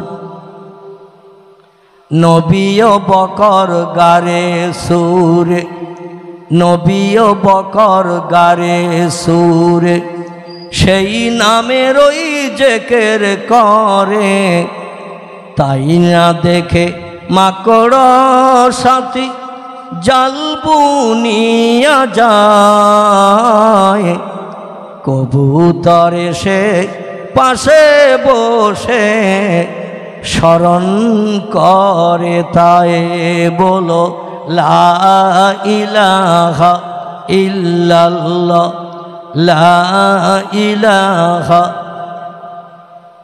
লা ইলাহা ইল্লাল্লাহ মুহাম্মাদুর রাসূলুল্লাহ। এই কলেমা পড়ে একটু গাল ব্যথা করলাম, এতে আমাদের লাভ হলো না লস হলো? লাভ হলো। নবীজির প্রিয় জামাই ওসমান গনি রাদিয়াল্লাহর বর্ণিত একটা হাদিস বলি, অসুবিধা হচ্ছে না তো আপনাদের? যদি বলেন হুজুর গাড়ি আবার অন্য রাস্তায় চালান, তাহলে আমি এখানে হ্যান্ডেল, এখানে স্টারিং আমার হাতে। যদি বলেন যে আমরা এখন আর বনগাঁর দিকে যাব না, কলকাতার দিকে যাব, তাহলে স্টারিং ঘুরিয়ে দেব। কোরআন হাদিসের কথা শুনতে আপত্তি আছে কারো? আছে? আমার ভাইরা, এই জন্য আমি কোরআন ও হাদিসের সমন্বয়ে বর্তমান প্রযুক্তি যুগের বেঈমানদের নিয়ে একটু টালি করছি। আমি নিয়ে যাব শেষের দিকে, আপনাদের অবশ্যই নিয়ে যাব, দানা ছড়িয়ে দেব। মনে আছে তো দানা ছড়ানোর কথা বলেছিলাম? মনে আছে তো? আলহামদুলিল্লাহ। তো ওসমান গনি রাদিয়াল্লাহর বর্ণিত একটি হাদিস, নবী বলছেন প্রত্যেকটি নবীর হাসরের মাঠে একজন করে বন্ধু থাকবে। প্রত্যেকটি পয়গম্বরের হাসরের মাঠে একজন করে বন্ধু থাকবে। বন্ধু আমি মুহাম্মদ রাসূলুল্লাহ হাসরের মাঠে বিচারান্তে জান্নাতের ভিতরে আমারও একজন বন্ধু থাকবে, নাম হলো তার আফফানের বেটা ওসমান। জোরে বলুন একটু সুবহানাল্লাহ। 100 লক্ষের উপরে সাহাবী আমারে নজরে দেখার সুযোগ পেয়েছে, 1,25,000-এর মতো। 100 লক্ষ, এই 1,25,000-এর মতো ইমানদার মোমেন মুসলমান নবীর সাহাবী নবীর চেহারা দেখার সুযোগ পেয়েছেন। কিন্তু কোনো ব্যক্তির নসিবে জুটবে না হাসরের মাঠে বিচারান্তে জান্নাতের ভিতরে নবীর সঙ্গে সঙ্গে জান্নাতের ভিতরে ঘুরে বেড়ানো। একজন ব্যক্তির তকদির ভালো, নসিব ভালো, তিনি নবীর সঙ্গে সঙ্গে জান্নাতের ভিতরে কোটি কোটি বছর একসঙ্গে বন্ধুর মতো ঘুরে বেড়ানোর সুযোগ পাবেন। তিনি হলেন ওসমান গনি। জোরে বলুন সুবহান। এই ওসমান রাদিয়াল্লাহু আনহু পয়গম্বর মুহাম্মদ রাসূলুল্লাহর 4টি মেয়ে হয়েছিল পৃথিবীতে। কটি মেয়ে বললাম? 4টি। একটির নাম জয়নব, একটির নাম রোকায়া, একটির নাম উম্মে কুলসুম, একটির নাম শেষেরটা বলেন আলহামদুলিল্লাহ। শেষ কন্যাটির নাম ফাতেমাতুজ জাহরা রাদিয়াল্লাহু আনহা। এই পয়গম্বর মুহাম্মদ রাসূলুল্লাহ 2টি মেয়ে, একজন বিয়ে করার সুযোগ পেয়েছিলেন। একটু জোরে বলা যাবে না সুবহানাল্লাহ? আর একটু জোরে হবে না সুবহানাল্লাহ? আমার ভাইরা, পয়গম্বর মুহাম্মদ রাসূলুল্লাহ 2টি মেয়ে বিয়ে করে সংসার জীবনে সুখ ভোগ করার সুযোগ পেয়েছিলেন। তবে এটা যেন মনে নেবেন না, আমার একটা শালি আছে দেখতে খুব সুন্দরী, আর নবীজি তার 2টো মেয়ে একটা জামাইয়ের সঙ্গে বিয়ে দিয়েছেন, তাহলে শালিরই তো আমিও বিয়ে করতে পারি নাকি? একটা স্ত্রী যতদিন থাকবে ওই স্ত্রী বোন আপনার জন্য বৈধ হালাল হবে না, আপনার জন্য হারাম হিসাবে বিবেচিত হবে। স্ত্রী যদি মারা যায় ইদ্যতন্তে, আপনি আবার নতুন শালিকে বিয়ে করে সংসার যাপন করার সুযোগ পাবেন। এটা হলো শরীয়তের বিধান। হযরতে রোকায়া রোগগ্রস্ত হয়ে ইন্তেকাল করার কারণে ওসমান গনি রাদিয়াল্লাহু মসজিদে নববীতে এসে পয়গম্বর মুহাম্মদ রাসূলুল্লাহর সামনে ফপিয়ে ফপিয়ে মাথা নিচু করে কাঁদতেন। রসুল বলতেন, ওসমান, বুঝতে পেরেছি স্ত্রী হারা বিবি হারা তুমি হয়েছ, জীবনে শখ শান্তি আর মিটাতে পারছ না, কামনা বাসনা পূর্ণ করতে পারছ না, জীবনের ইচ্ছা আশা উদ্দেশ্য পরিপূর্ণ করতে পারছ না, তা আমার সামনে চোখের পানিতে বুক ভাসিয়ে কাঁদছ। এ ওসমান, তুমি আমার এমন ভালো জামাই দুনিয়ায় আর কারো হয়েছে কিনা জানি না, তুমি আমার এমন ভালো জামাই দুনিয়ার কারো নসিবে জুটেছে কিনা জানি না। তুমি মসজিদে নববীতে দৈনন্দিন 5 ওয়াক্ত নামাজ আদায় করতে আসবে আর আমার সামনে ফপিয়ে ফপিয়ে কাঁদবে। আমি রসুল ওটা পছন্দ করি না। আমার আর একটা বিধবা কন্যা আছে, নাম হলো তার উম্মে কুলসুম। বেঈমানদের সঙ্গে বিয়ে দেয়া হয়েছিল, আমার কন্যাকে তারা তালাক দিয়েছে কলেমাধারী হওয়ার কারণে। উম্মে কুলসুমকে আমি আবার তোমার সঙ্গে প্রণয় করে বিয়ে দিয়ে জামাই শ্বশুরের সম্পর্ক আমি রসুল অটুট রাখতে চাই। একটু জোরে বলুন। আমাদের দেশে শ্বশুর জামার সুনাম করে না, দুর্নাম করে। মাঝে মধ্যে মেয়ে যখন টেলিফোন করে আব্বা পিটাচ্ছে, খেতে দেয় না, আমার মাথার চুল ধরে নাগড়া ঝাগড়া দিচ্ছে, ওরা সবাই খায়, আমারে না খাইয়ে রাখে। শ্বশুর তখন টেলিফোনে মেয়ের কথা শুনে চোখের বাড়িতে বুক ভাসায় কাঁদে আর বলে, আল্লাহ ওর মরণ কেন হয় না? আল্লাহ ওর আমার হাত থেকে আমার মেয়েটা কবে নিষ্কৃতি পাবে? অত্যাচারের হাত থেকে কবে ও বাঁচবে? আল্লাহ যদি ওই জামাইটা মারা যেত, জুমার দিন শুক্রবারে মসজিদে 1.5 কেজি বাতাসা দিতাম। মাঝে মধ্যে শ্বশুর জামার অত্যাচার উৎপীড়ন নির্যাতনের কথা কন্যার কাছে শুনিয়ে জামার বিরুদ্ধে এমনও দোয়া কামনা করে না। আপনাদের নরসিংহপুর এলাকায় সব জামাই ভালো, এদের নামে কোনো শ্বশুর বদনাম টাম করে না। যা করে আমাদের বসিরহাটের দিকে, এখানকার লোকের নামে বদনাম দেব না। আমি তো একেতে অসুস্থ, এখনও পূর্ণ সুস্থতা পাই নাই, তারপর আবার ঘা কত কষে দেবেন যাওয়ার সময়, আমার পক্ষে ওটা সহ্য করা সম্ভব হবে না। এখানকার লোকেরা সব ভালো। আল্লাহ নবী বলেন, ওসমান আমার সামনে স্যার কাঁদতে হবে না, আমার একটি কন্যা এখনো আছে, নাম তার উম্মে কুলসুম, আমি তার সঙ্গে তোমার বিয়ে দিয়ে দেব। কারণ প্রথমে বিয়ে করেছিল হযরতে রোকায়াকে, রোকায়া ইন্তেকাল করেছে। স্ত্রী যদি মারা যায়, শরীয়তের বিধান, ওই স্ত্রী বোন যদি অবিবাহিত থাকে তাকে আপনি বিয়ে করতে পারবেন, শরীয়তে বাধা নাই। তো একসঙ্গে দুটো মেয়েকে নিয়ে ইসলাম শরীয়তে ঘর সংসার করা হলো হারাম, হারাম, হারাম। জোরে বলুন একটু নাউজুবিল্লাহ। হযরত উম্মে কুলসুম খুব বেশি দিন ওসমান গনির নিয়ে সংসার করার সুযোগ পান নাই। তিনিও রোগগ্রস্ত হলেন, রোগাক্রান্ত হলেন। কিছুদিন পরে উম্মে কুলসুমের প্রাণ নাশ হয়ে গেল। সকলে পড়ুন, ইন্না লিল্লাহি ওয়া ইন্না ইলাইহি রাজিউন। আল্লাহ পাক উম্মে কুলসুমকে ওসমানের সংসার খালি করে বিদায় করিয়ে মদিনার দেশে কবরস্থ করিয়ে দিয়ে দিলেন। ওসমান পূর্বের মতো নবীর সামনে এসে আবার কাঁদে, কারণ নবীর হাতে হাত দিয়ে বায়াত হয়ে কলেমা পড়ে যারা ঈমান এনেছে, সংসারে কোনো নতুন কাজ করতে গেলেই নবীর কাছে যে পরামর্শ করে নিতেন। নিজ ইচ্ছায় কোনোদিন কোনো সাহাবী নতুন কোনো কাজ করতে যায়নি, বা কোনো কাজ করার সাহস তারা পেত না। জোরে বলুন একটু সুবহানাল্লাহ। বর্তমানে আমরা বাদ দাও তো মেম্বার, বাদ দাও তো প্রধান, বাদ দাও তো মসজিদের ইমাম, বাদ দাও তো মুয়াজ্জিন, ওরা কি বললো তাই আমার শুনতে হবে। স্বাধীন দেশে স্বাধীন নাগরিক, যা মনে হবে তাই করব। এখানে অবশ্য এরম লোক নেই। আহারে আমার ভাইরা, পয়গম্বরের সামনে ওসমান আবার চোখের পানিতে বুক ভাসিয়ে কাঁদে। নবীর দুটি কন্যা পরস্পরায় রোগগ্রস্ত হয়ে ইন্তেকাল করার কারণে আল্লাহ নবী ওসমানের চোখের পানি দেখতে পারতেন না। বলতেন, রফিকে ওসমান, আমার জান্নাতের বন্ধু হবে ওসমান। ওসমান ছিলেন এই পৃথিবীতে গণি গণি গণি। গণি শব্দটি হলো আরবি ভাষা, বাংলা অর্থ হলো ধনী। কি নাম? নবীর 1 লক্ষ সাহাবী যারা ছিল, 1,25,000-এর মতো জেন্দা সাহাবী নবীর জমানায়। ওসমান রাদিয়াল্লাহুর মতো অর্থ সম্পদ কোনো সাহাবীর ছিল না। আমি বলবো শুধু ধনী বললে হবে না। এই নরসিংহপুর, বহেড়া, পার্শ্ববর্তী গ্রাম, বামুনগাছি এলাকায় ধনী লোক আছে না নাই? ধনী সব থেকে তাদের বলা হয় যারা হলো ব্যবসায়ী, যারা হলো ব্যবসায়ী, প্রমোটার, বড় বড় শিল্পপতি, যারা কোটি কোটি টাকার মালিক।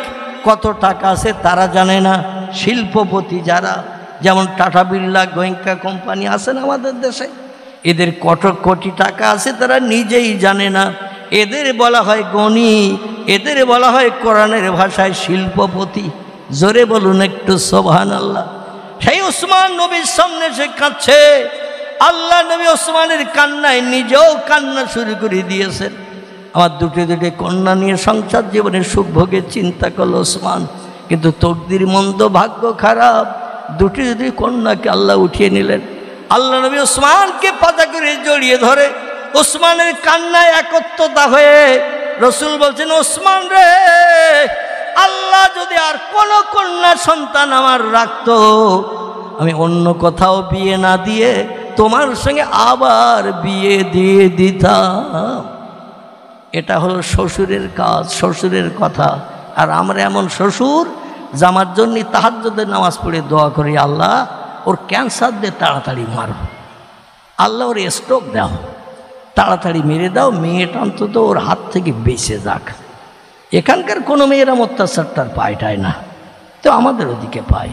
আহারে, এই ওসমান গরিব, তিনি বলছেন, কলা কলা রাসূলুল্লাহ সাল্লাল্লাহু আলাইহি ওয়াসাল্লাম, মান মাতা মিন উম্মতি ওয়া হুয়া ইয়ালামু লা ইলাহা, সকলে পড়েন আমার সঙ্গে, লা ইলাহা ইল্লাল্লাহু দাখালাল জান্নাহ।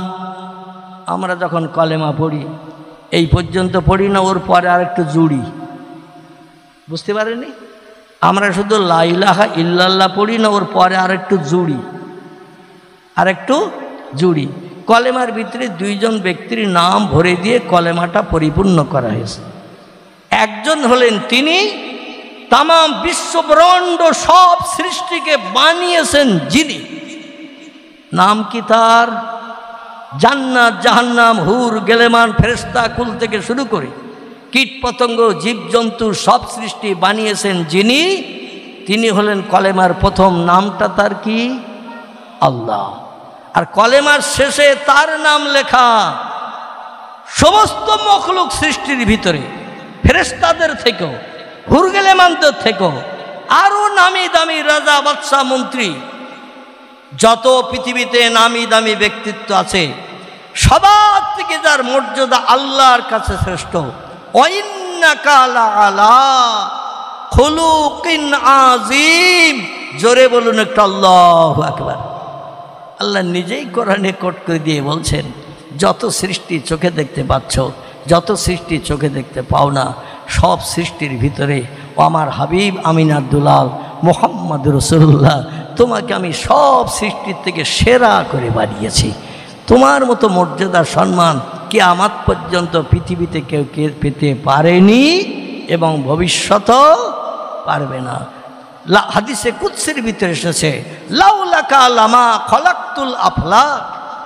আল্লাহর সঙ্গে সরাসরি নবীর যে কথাগুলো হয়েছে, এগুলিকে বলা হয় হাদিসে কুদসি। আর জিবরিল আমিন মারফত যে তথ্যগুলো নবীজির কাছে এসেছে, আমার ভাইরা, এগুলোকে বলা হয় ওহিয়ে মাতলু। মানে জিবরিল আমিনের মাধ্যম দিয়ে নবীজির কাছে এসেছে যে সমস্ত কথাগুলো, ওহির মাধ্যম দিয়ে, ওহি ছিলেন জিবরিল আমিন, একে বলা হয়েছে ওহিয়ে মাতলু। আর হাদিসে কুদসি তারে বলা হয় আল্লাহ কারো মাধ্যম দিয়ে নয়, সরাসরি মোবাইলের মতো এলহাম করে নবীজিকে তথ্য দিয়েছেন, একে বলে হাদিসে কুদসি। এর ভিতরে এসেছে লাউলাকা লামা খলাকতুল আফলাক। আল্লাহ বলছেন, আমি আপনারে বানানোর আগে জান্নাত, জাহান্নাম, হুর, গেলেমান, চন্দ্র, সূর্য, গ্রহ, নক্ষত্র, রাত, দিন কিছুই আমি বানাই নাই। যা কিছু বানিয়েছি আপনার নূর কিঞ্চিত কিঞ্চিত দিয়ে তামাম বিশ্ব ব্রহ্মাণ্ড সুজলা সুফলা সুন্দর সৌন্দর্য মণ্ডিত করেছি, সব আপনার নূরের মাধ্যম দিয়ে। জোরে বলুন একটু সুবহানাল্লাহ। সেই নবীজি মুহাম্মদ রাসূলুল্লাহ সাল্লাল্লাহু আলাইহি সাল্লাম আমাদের নেতা। এতে আপনাদের কারো অবিশ্বাস আছে? আছে? পয়গম্বর মুহাম্মদ রাসূলুল্লাহ কেমন নেতা! আল্লাহ বলছেন, এমন মর্যাদা দিয়ে পৃথিবীতে আমি তারে পাঠিয়েছি, কিয়ামত অবধি তার সমতুল্য কেউ হতে পারবে না। তবে হাবিব, আপনার উম্মতদের আপনি জানিয়ে দিন, বিসমিল্লাহির রহমানির রহিম, ইন্নামা আনা বাশারুম মিসলুকুম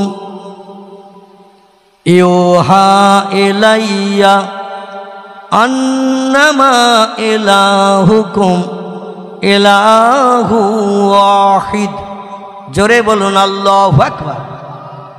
আল্লাহ আমাদের পয়গম্বরকে ডেকে বলছেন, কুল, হে আমার পয়গম্বর হাবিব মুহাম্মদ রাসূলুল্লাহ, আপনি আপনার উম্মতদের জানিয়ে দিন, বলে দিন, ইন্নামা আনা বাশারুম মিসলুকুম, তোমরা দেখতে যেমন মানুষ, আমি মুহাম্মদ রাসূলুল্লাহ অবিকল তোমাদের মতো দেখতে তেমন মানুষ।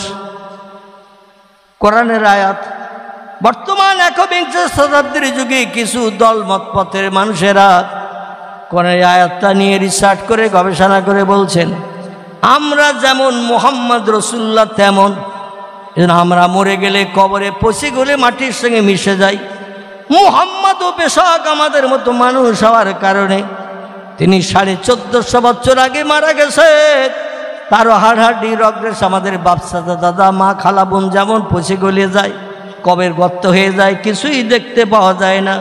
মুহাম্মদও তেমন মাটির সঙ্গে মিশে গেছে, পচে গলে গেছে। মুহাম্মদের অস্তিত্ব বলতে কবরে কিছু নাই। কোরআনের আয়াতের তথ্য, ইন্নামা আনা বাশারুম মিসলুকুম, কুল, হাবিব আপনি আপনার উম্মতদের জানিয়ে দিন, বলে দিন, তোমরা যেমন মানুষ, আমি মুহাম্মদও দেখতে তেমন মানুষ। তোমাদের যেমন দুটো চোখ, আমারও তেমন কপালের নিচে নাকের দুই পাশে দুটো চোখ। তোমাদের যেমন একটা নাক, দুটো ছিদ্র, শ্বাস নিঃশ্বাসের জন্য ব্যবহার হয়, আমারও তেমন তাই। তোমাদের যেমন দুটো হাত, আমার হাত তিনটে নয়। তোমাদের যেমন দুটো পা, আমার পা একটা বা তিনটে নয়। তোমাদের যেমন রক্ত গোস্ত মাংস হাড় হাড় দিয়ে বডি বানানো, আমি মুহাম্মদ আমার হাড় হাড্ডি রগরেশা গোস্ত পোস্ত দিয়ে আমারও বডি বানানো। তোমাদের মাথার চুল যেমন কালো, আমারও মাথার চুল ছিল কালো। তোমাদের গালের ভিতরে দুপাটি দাঁত, আমার 3 পাটি ছিল না, আমারও 2 পাটি দাঁত। 2 পাটিতে তোমাদের যেমন 32 খানা দাঁত, আমারও তেমন 32 খানা, 33 খানা নয় বা 31 খানা নয়। ও দুনিয়ার মানুষ, তোমরা যেমন, আমি মুহাম্মদ তেমন। এই তথ্যটা নিয়ে কিছু দলমত পথের মানুষ আহলে সুন্নতুল জামাতের আকীদা বিশ্বাসী ইমানদার মোমেন মুসলমানকে বিভ্রান্ত করে বেঈমান বানাতে চাইছে। চিল্লায়ে বলুন একটু নাউজুবিল্লাহ। আমি আপনাদের কাছে জিজ্ঞাসাবাদ করি, আমাদের 2টো চোখ, নবীর ছিল 2টো চোখ। আমাদের একটা নাক, 2টো ছিদ্র, নবীরও তাই ছিল। আমাদের একটা হাতে 5টা আঙুল, 2 হাতে 10টি আঙুল, নবীরও 12টা বা 11টা ছিল না, নবীরও তাই ছিল। আমাদের 2 পায়ে 5টা করে 10টা আঙুল, নবীরও তাই ছিল। আমাদের দেহে গোস্ত মাংস হাড় হাড্ডি রগ রেশা যা কিছু, নবীরও তাই ছিল। তাই বলে নবী আমাদের মতো, আমাদের মতো। আল্লাহ বলছেন, ও দুনিয়ার আলেম ওলামা মুফতিকারীরা, আয়াতের শেষ পর্যন্ত যাও। এত বড় মাছ, এই বলে মানুষকে বিভ্রান্ত করিও না। আমি যদি বলি এত বড় মাছ ধরেছি, এখন মাছটা কত বড় আপনারা বলতে পারবেন? বলতে পারবেন? যদি তলায় একটা হাত না দিই, সাপোর্ট যদি একটা তলায় না ধরি, তাহলে মাছটা কত বড়, দৈর্ঘ্যে কত, প্রস্থে কত, যদি আমি 2টি হাত দিয়ে সাপোর্ট না দেই, বোঝা সম্ভব হবে? সম্ভব হবে না। আল্লাহ বলেন, দুনিয়ার আলেম ওলামা মুফতিরা, আয়াতের শেষের দিকে একটু যাও। আনা বাশারুম মিসলুকুম বলে আয়াত শেষ করো না। ওর পরে আমি আল্লাহ তত্ত্ব কোট করেছি, ইউহা ইলাইয়া, আমার নবীর কাছে আসমানে ওহী জিবরিল পাঠাই অহরহ। তোমরা নবীর মতো দেখতে, নবীর অঙ্গ প্রত্যঙ্গ যা ছিল তোমাদেরও তাই আছে। তাই বলে মনে করি না মুহাম্মদ যেমন তুমিও তেমন। মুহাম্মদের কাছে অহরহ জিবরিল আমিন যেত ওহী নিয়ে। কিয়ামত পর্যন্ত যদি তাম পৃথিবীর মানুষ চেষ্টা করো, Japan, German, England, Holland, Poland, Italy, Brazil, Thailand, Singapore, Burma, Rangoon, Hindustan, Pakistan, Bangladesh, Afghanistan, Iraq, Iran, Kuwait, Jordan, Arab, পারস্য, তুরস্ক, Libya, Nigeria, Indonesia, Malaysia, Sri Lanka, Burma, Tajikistan, Kazakhstan, Balochistan, Azerbaijan, Armenia, Saudi Arab, আরব আমির শাহী, শাম, সিরিয়া, মরক্কো, ইয়ামান, বুলগেরিয়া, মিশর Jordan থেকে শুরু করে যত দেশ পৃথিবীতে আছে সব দেশের মানুষের কাছে আমি সময় দিয়ে দিলাম, কিয়ামত পর্যন্ত চেষ্টা করো নবীর সঙ্গে অহরহ একজন ব্যক্তি বন্ধুত্ব করে 23 বছর 24,000 বার দেখা করেছে। কতবার? তিরমিজি শরীফের হাদিস, আবু দাউদ শরীফের হাদিস। আল্লাহর পয়গম্বর বলছেন বিপদে মুসিবত উপকারের জন্য, সাহায্যের জন্য, প্রশ্নের প্রত্যুত্তর দেওয়ার জন্য জিবরিল আমিন আসমান থেকে ডানা মেলে ইসমাজম পাঠ করে আমার কাছে মুহূর্তের ভিতরে চলে আসতেন, আর আল্লাহর তরফ থেকে তথ্য এনে দিতেন। ওই তথ্য দিয়ে শত্রুদের মুখ বন্ধ করে দিতাম। জোরে বলুন একটু সুবহানাল্লাহ। নবীদের সঙ্গে জিবরিল সমস্যা সমাধানের জন্য, মুখে হাসি ফোটানোর জন্য, উচ্চ শিক্ষিত হিসাবে বিবেচিত করার জন্য জিবরিল আমিন নবীর সঙ্গে দেখা করেছেন তথ্য নিয়ে এসে 24,000 বার। কবার? 23 বছরের কলেমার জিন্দেগি দেখা করেছে জিবরিল 24,000 বার।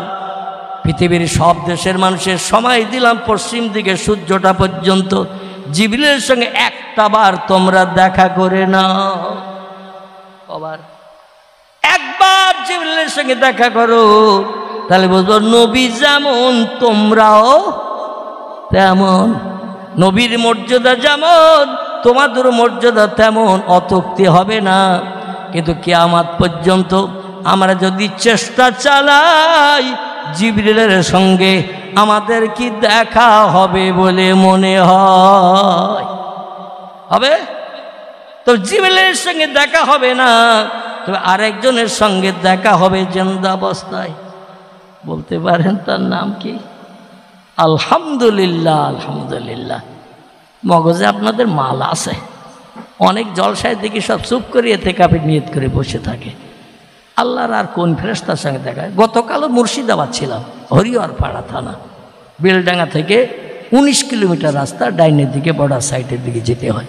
তো তাদের এই কথাটাই জিজ্ঞাসা করেছিলাম যে আর কার সঙ্গে দেখা হতে পারে ফেরেশতাদের ভিতরে? সব চুপ করে বসে রয়েছে। একজন এই পাশের কাছে ছিল, বামধারের যুবক ছেলে, সম্ভবত বোধহয় এইরকম ইউটিউবওয়ালা। সে বলছে, হুজুর আমরা তো বলতে পারছি না, আপনি বলেন জিবরিলের সঙ্গে দেখা হবে না, তার কোন ফেরেশতার সঙ্গে দেখা হবে? আমি বললাম তার নাম হলো মালিকুল মউত মুখবেদুস সৌদ, তার নাম হলো হজরতে আজরাইল আলাইহিস সালাতুস সালাম। সে আমাদের সামনে আসবে না, আসবে না, দেখা দেবে না, দেবে না। এখনও যেদিন দেখা দেবে সেদিন আমরা যদি 2000 টাকার নোট 100 করে বান্ডেল করে 10টা রেখে দেই আরেন চেষ্টা বাক্সের ভিতরে, কটা বললাম? 10টা বান্ডেল 2000 টাকার নোট। এখন আর খুঁজলে পাওয়া যায়? এই কেন্দ্র সরকারের নোট বার করেছিল না টাকাবন্দির পরে? করেছিল কি না? আল্লাহ, আপনারা চোখেও দেখেননি? করেছিল তো। আচ্ছা, এখন খুঁজলে হাটে মাঠে বাজারে ব্যাংকে খোঁজ নেন, যদি পাবেন তে মাল সব গেল কোথায়? এ তো 2টো 5টা 10টা 20টা তৈরি করেনি, ঠিক কি না? হাজার হাজার লক্ষ লক্ষ 2000 টাকার নোট বার করেছিল, সব আন্ডারগ্রাউন্ড হয়ে গেছে। গেছে না? যায়নি। এখন যদি কালেকশন করি, চেষ্টা করি 100 করে বান্ডেল করিয়ে 10টা বান্ডেল রাখেন। উদ্দেশ্য কি? আজরাইল তো আসবে খোকার মারে বিধবা বানাতে, বাচ্চাটার এতিম করতে, ঠিক কি না? মারে সন্তান হারা করতে। ওই 10টা বান্ডেল একসঙ্গে পাজা করে নিয়ে ওরে দেব, দিয়ে বলবো আমার ছোট ছেলের বিয়ে আছে আগামী বুধবারের দিন, লোকজন আসবে, দেখা সাক্ষাৎ করবে, ছেলের বাপকে আমারে দেখবে, আলাপ বিলাপ করবে, মুসাফা মানাকা করবে, বৃহস্পতিবারে আসিস।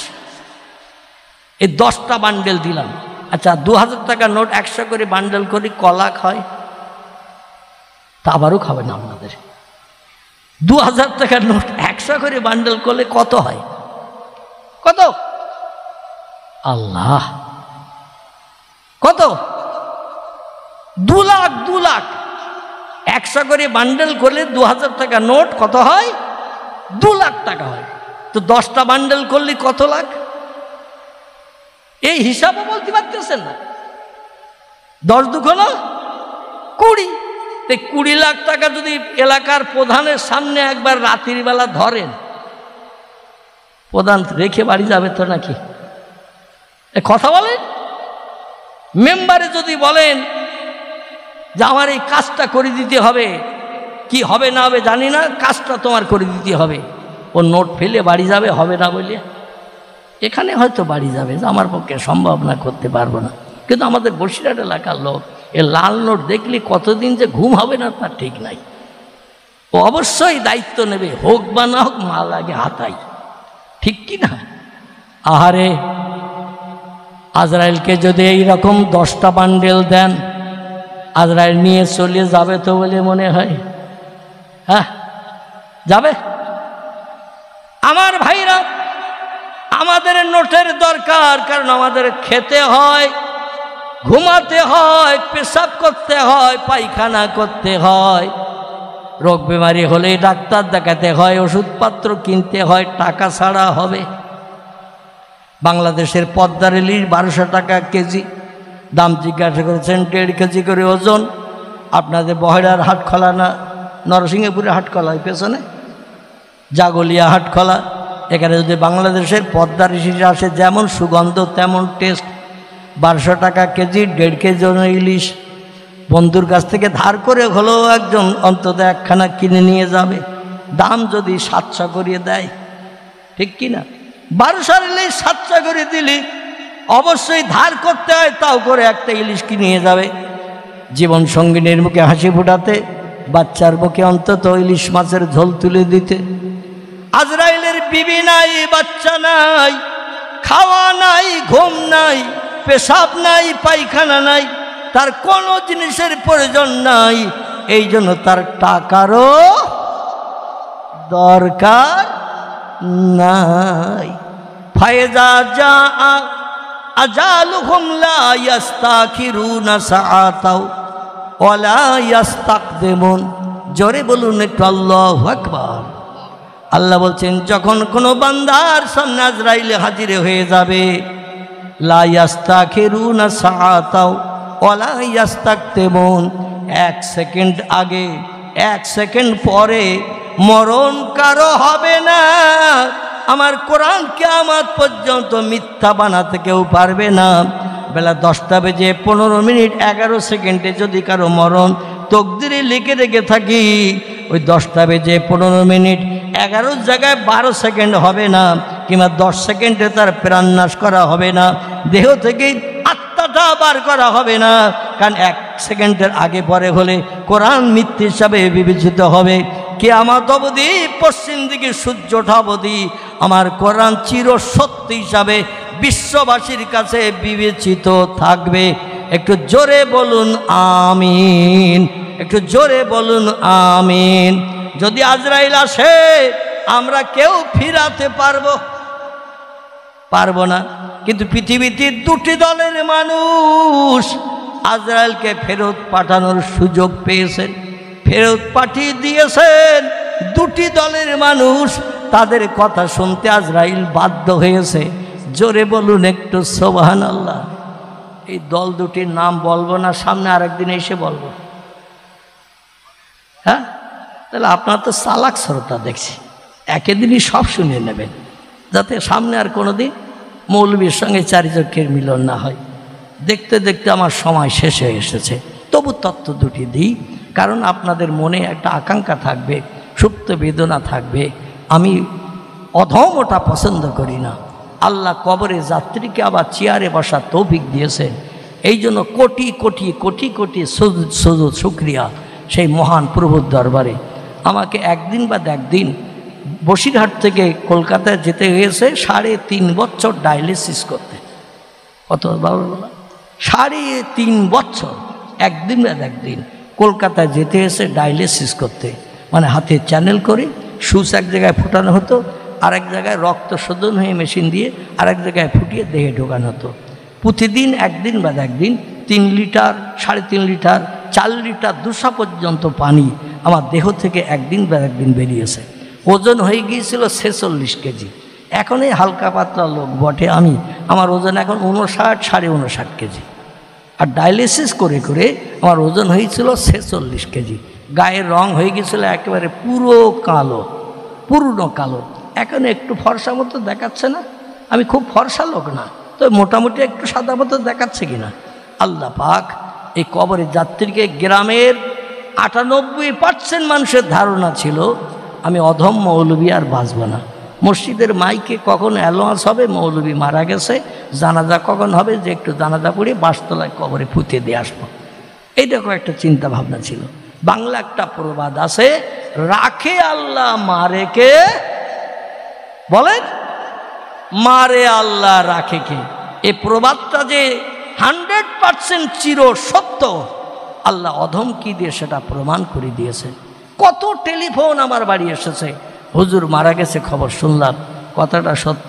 বাড়ির থেকে ফোন করে বললেন আল্লাহ এখনও হায়াতে রেখেছেন, ডায়ালিসিস চলছে। 3.5 বছর ডায়ালিসিসের পরে আরএনটেগর হসপিটাল মুকুন্দপুর কলকাতা দেবী শেঠির হসপিটালে 2024 সালের জানুয়ারি মাসের 18 তারিখে অপারেশান হওয়ার পরে এই একদিন বাদে একদিন ডায়ালিসিসটা আল্লাহ বন্ধ করে দিয়েছে। অর্থাৎ একদিন বাদে একদিন যেতে হতো। 85 কিলোমিটার রাস্তা আপ ডাউন, মানে 85 দুগুণ কত হবে এটা হিসাব করে নেবেন। এই রাস্তা আমাকে একদিন বাদে একদিন আপ ডাউন করতে হয়েছে 3.5 বছর আমার ভাইরা। কিন্তু আল্লাহ পাক ইচ্ছা করলে অধমকে তুলে নিতে পারতেন, স্টেজে বসার সুযোগ নাও দিতে পারতেন, আল্লাহর বান্দাদের সঙ্গে চারিচক্ষের মিলন ঘটাতে নাও পারতেন। কিন্তু আল্লাহর কুদরতি মহিমা এর বোঝার খবর জানার ক্ষমতা কারো আছে নাকি? আছে নাকি? কারো নাই।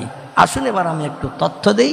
পৃথিবীতে 2টি দলের মানুষ আজরাইলকে প্রয়োজনে ফেরত পাঠাতে সাহায্য পেয়েছে বা সুযোগ পেয়েছে বা আজরাইলকে বিমুখ করে ফেরিয়ে দিতে পেরেছে। আমরা যদি আজরাইল সামনে আসে ফেরত দিতে পারবো তো নাকি? মসজিদের ইমাম যিনি প্রতিদিন 5 ওয়াক্ত নামাজ পড়ায়, ইমাম যিনি দৈনন্দিন মাঘ মাস পৌষ মাসের শীতে ভোরবেলা ফজরের আজান দেয়, এ কষ্ট আছে না নাই? যে আজান দেয় সেই জানে। চিরসুখী জন ভ্রমে কি কখন ব্যথিত বেদনা বুঝিতে পারে, কি যাতনা বিষে বুঝিবে সে কিসে, কভু আসি বিষে দংশনী যারে। সাপে যার কেটেছে সে জানে বিষের জ্বালা যন্ত্রণা কি, সাপে যারে দংশন করেনি ওকে বিষের জ্বালা যন্ত্রণা অনুভব করতে পারবে। মুয়াজ্জিন পারবে না, মুক্তাদি পারবে না, ইমাম পারবে না। তাই বলে যেন ধারণা করবেন আপনাদের ইমামের নামে বদনাম দিচ্ছি। আমিও মৌলবী ইমাম, 40 বছর একটা মসজিদের নামাজ পড়াই।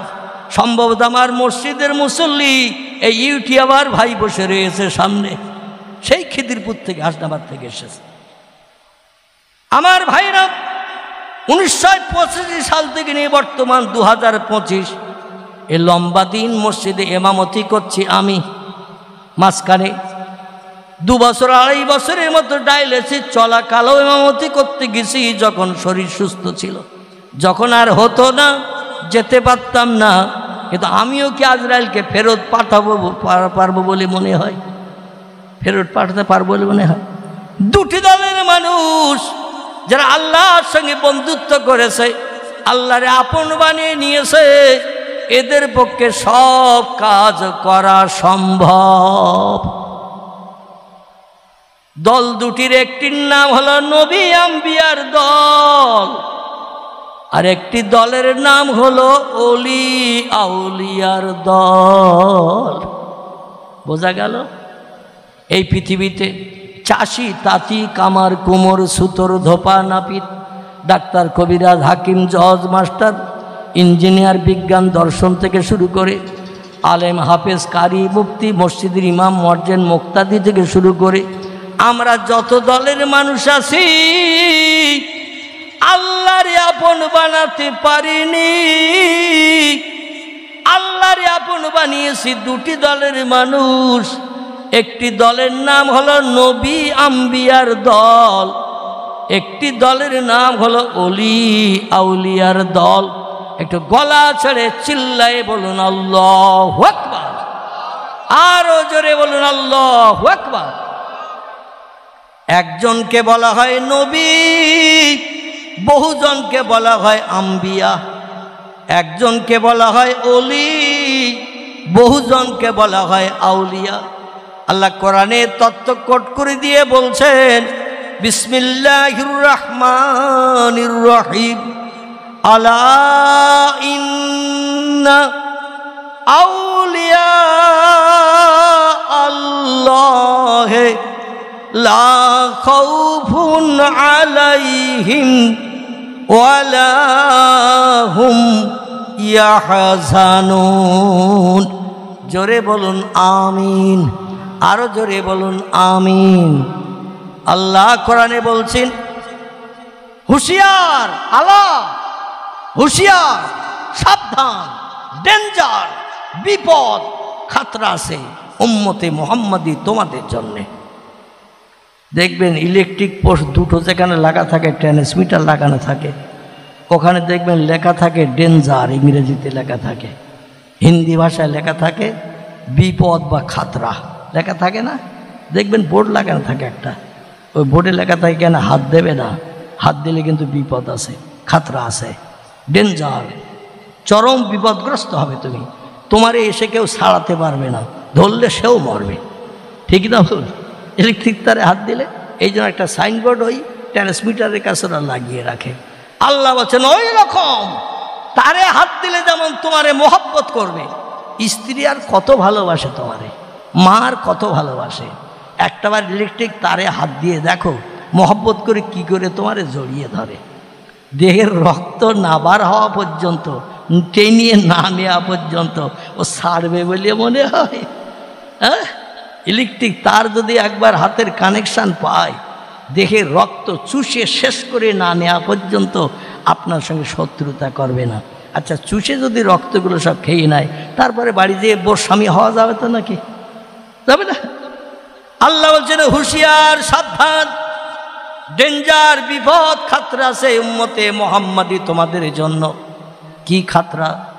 আল্লাহ বলছেন ইন্না আউলিয়া আল্লাহ, আমার সঙ্গে যারা দোস্তি করলো, আমার সঙ্গে যারা ফ্রেন্ডশিপ স্থাপন করলো, আমার সঙ্গে যারা বন্ধুত্ব করলো, ওদের সম্পর্কে যেন কোনো বাজে মন্তব্য করিও না। কি বলেছেন? ওদের সম্পর্কে যেন কোনো বাজে মন্তব্য করিও না, কারণ তারা আমার ওলি বান্দা। ওদের সম্পর্কে কোনো বাজে কথা, কুকথা বলিও না। তার কারণ হলো আমি আল্লাহ ওদের আপন, ওরা হলো আমার আপন। নবী হাদিস শরীফে জানাচ্ছেন মান কানা লিল্লাহি কানাল্লাহু লাহু, যে লোকটি আল্লাহর আপন হয়ে যায়, আল্লাহ তার আপন হয়ে যায়। আর একটু জোরে হবে না? নারায়ে তাকবীর। আল্লাহও বলছেন এই দুনিয়ার মানুষেরা তোমরা শোনো,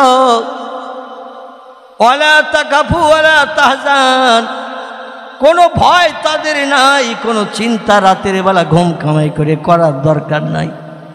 সকালবেলা ঘুম থেকে ওঠার আগে আমি আল্লাহর সমস্যার সমাধান করিয়ে আমার বন্ধুদের মুখে হাসি ফুটাই। জোরে বলুন একটু সুবহানাল্লাহ।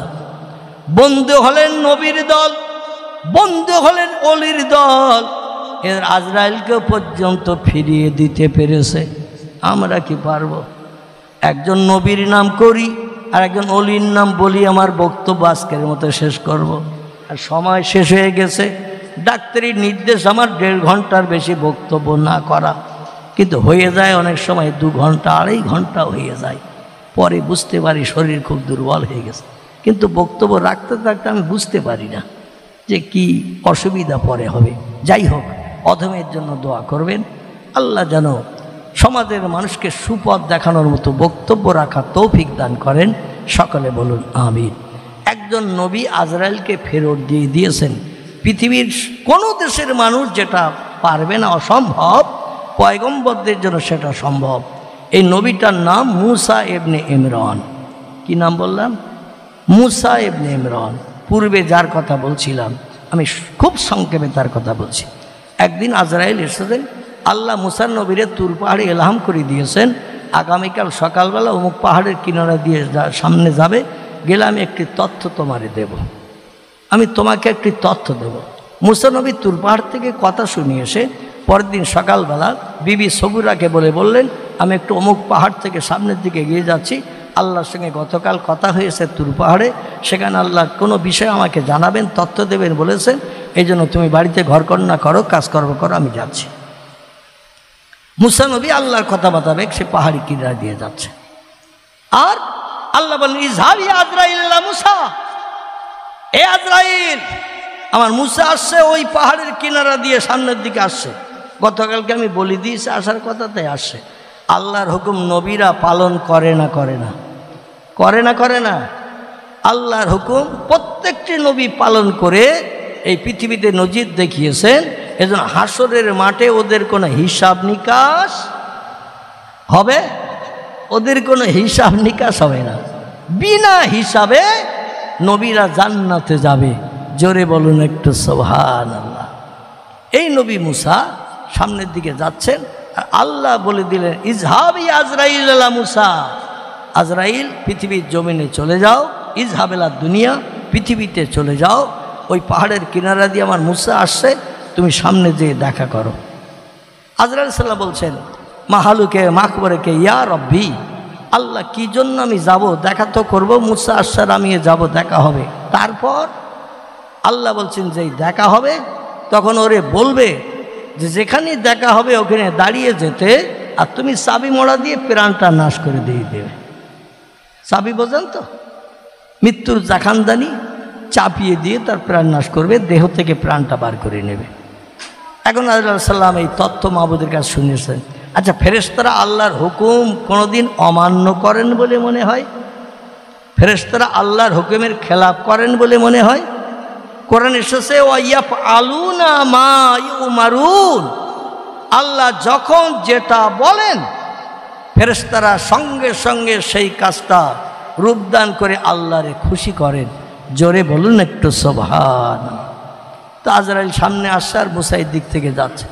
সামনাসামনি যেই দেখা, ইমানদার মোমেনদের কাজ হলো, ফেরেশতাদের কাজ হলো আসসালামু আলাইকুম বলা।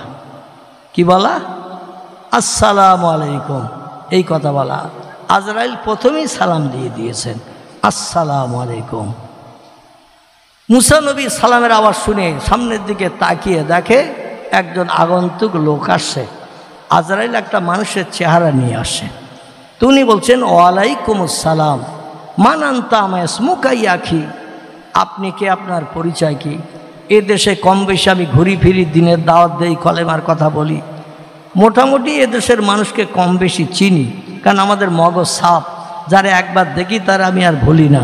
তো তোমার তো কোনোদিন দেখি নাই, এদেশের মানুষ কম বেশি আমি চিনি, কিন্তু তোমার তো কোনোদিন এই দেশে দেখি নাই। তোমার বাড়ি কোথায়, কোথা থেকে আসছো, নাম কি তোমার? উনি বলছেন, নাম পরিচয় একটু পরে দেব ভাই। বলছে, না, নাম পরিচয় দিতে হবে, তারপরে কথা। উনি বলছেন, আমি আল্লাহর ফেরেশতা আজরাইল, মালিকুল মউত। বলছে, আইনা তাজহাবি আখি, তুমি এখন কোন পাড়ায় ঢুকতেছো বাড়ির মেয়েদের চিল্লিয়ে কান্নাকাটি করানোর জন্য? কারা বুক চাপড়াবে, মাথার চুল ছেড়বে, তাই কোন পাড়ায় ঢুকতেছো? কারণ তোমার কাজ হলো কান্নাকাটি করানো, বুক চাপড়ানো, দেহ থেকে প্রাণ বার করে নিয়ে একজন ব্যক্তির এই পৃথিবী থেকে বিদায় করানো। আর আপনজন হারা হয়ে গেলে কাঁদে। এখানে কাঁদে তো নাকি না কাঁদে না? বাপ মারা গেলে, মা মারা গেলে, ভাই মারা গেলে, বোন মারা গেলে, আপনজন পাড়া প্রতিবাসী যাদের সঙ্গে মহব্বত খাতির ভালোবাসা বেশি, তারা একটু বেশি সময় কাঁদে না, কাঁদে না? কাঁদে। তো বলছে, কোন পাড়ায় যেয়ে তুমি কান্নার রোল জারি করার জন্য যাচ্ছ? আজরাইল বলছেন, ইয়ে আখি, এ ভাই ইমরানের বেটা মুসা, বেয়াদবি নেবেন না। আল্লাহ আমারে পাঠিয়ে দিয়েছেন মুসা নামের একজন ব্যক্তির প্রাণ নাশ করতে। আমি সরাসরি এখানে আসি নাই। তাম পৃথিবীতে ইসমে আজম পাঠ করে ডানা মেলিয়ে ঘুরিয়ে ঘুরিয়ে উড়িয়ে উড়িয়ে Japan, German, England, Holland, Poland, চীন, এমন করে রাশিয়া, ভারত, বাংলাদেশ, বিভিন্ন দেশ ঘুরিয়ে ঘুরিয়ে এসে হাজির হয়েছি মুসা নামের লোকটারে খুঁজে পাওয়ার জন্য। কারণ আল্লাহ যেটা বলবেন সেটাই করতে হবে। সলিমুদ্দিনের প্রাণ নাশ করে দিতে বলেছে, আর আব্দুর রহমানের প্রাণ নাশ করে যাব, আল্লাহর হুকুমের খেলাফ হবে, হাসরে কৈফিয়ত দিতে হবে আল্লাহর কাছে। এই জন্য আমি একটু খুঁজে খুঁজে দেখলাম মুসা নামের লোকটা। ওয়ালাইকুম আসসালাম। মুসা নামের লোকটার একটু খুঁজে বেড়াচ্ছিলাম। তো দেখতে দেখতে হঠাৎ এই পাহাড়ের কিনারে দিয়ে যাচ্ছিলাম, আর দেখি আপনি আসতেছেন আর আপনার নাম মুসা, এটা দেশের লোকেরা আপনার নাম ধরে ধরে ডাকে, সেটা আমার জানা আছে। মুসা নবী বলছেন তার বাপের নাম কি? মুসা তো কত লোকের নাম হতে পারে। আপনাদের পাড়ায় আব্দুল সালাম, আব্দুর রহমান অনেকের নাম আছে না নাই? কি কিন্তু বাপের নামের আবার মিল হয় না। বাপের নামের মিল হয়, ছেলের নামের মিল হয় না, এরকম একটা তাৎপর্য থাকে। তো বলছেন তার বাপের নাম কি? বলে তার বাপের নামের সঙ্গে মিলাতে যেই তো তামাম পৃথিবী ঘুরছে। বলছে বাপের নাম কি? বলে ইমরান। ইমরানের বেটা মুসা, তারই প্রাণ নাশ করতে আল্লাহ আমার আসমান থেকে দুনিয়ায় পাঠিয়েছে। খুঁজে খুঁজে দেখলাম আপনার বাপের নামও ইমরান, আপনার নাম মুসা। এই জন্য বলছে এখানে দাঁড়ান, আর বাড়ি যেতে হবে না, বিবি বাচ্চার সঙ্গে দেখা সাক্ষাৎ করার সময় নাই, অনেক সময় পেরিয়ে গেছে, এখনই প্রাণনাশ করব, আল্লাহর দরবার আপনার রুহটা পৌঁছে দিয়ে দেব। মুসা বলছে কোন গ্রামের, কোন শহরের, কোন মুসা, তার বাপের নাম কি? আর তুমি আমার এখন বলছো আমি আল্লাহ দিনের কাজ করি, কলেমার দাওয়াত দেই, আর আল্লাহর লোক পাইনি, আমারই প্রাণনাশ করতে তোরে পাঠিয়ে দিয়েছে। চাই যা, ঝামেলা করিস না, আমি এখন আল্লাহর হুকুম তামিল করে সামনের দিকে যাচ্ছি, আল্লাহ কি তত্ত্ব আমার দেবে বলে। গতকাল তুর পাহাড়ে বড়ি দিয়েছে, আজকে সেই জন্য যাচ্ছি, আর সেই জন্য যাচ্ছি বলে তুমি পাহাড়ের কিনারে পেয়েছো আর বলছো দাঁড়া প্রাণনাশ হবে। আজরাইল বলছে আল্লাহর হুকুমের অমান্যতা আমরা করি না ভাই, আমি সর্বনা তোমার সামনে যেতে দেব না। মুসা বলে তবে রে, এই হাত লম্বা করিয়ে এমন করে একটা চপেটা ঘাত আজরাইলের গালে দিয়েছে, 5টা আঙুলের দাগ বসে গেছে, জায়গাটা লাল টকটকে হয়ে গেছে। আজরাইল বলে আহারে, আল্লাহর হুকুম তামিল করতে দিয়ে মানুষের চড় খেলাম। আমরা হলাম নূরের তৈরি, আর মানুষ হলো পচা কাদা মাটির তৈরি। আমাদের দাম কত বেশি, আর মানুষের দাম কত নিকৃষ্ট, সে আমারে চড় মারে আল্লাহর হুকুম তামিল করতে। আজরাইল একটু রাগান্বিত হয়ে ইসমে আজম পাঠ করে আসমানে উড়ে গেছে। যে আমার মাবুদকে ডেকে বলেন আল্লাহ,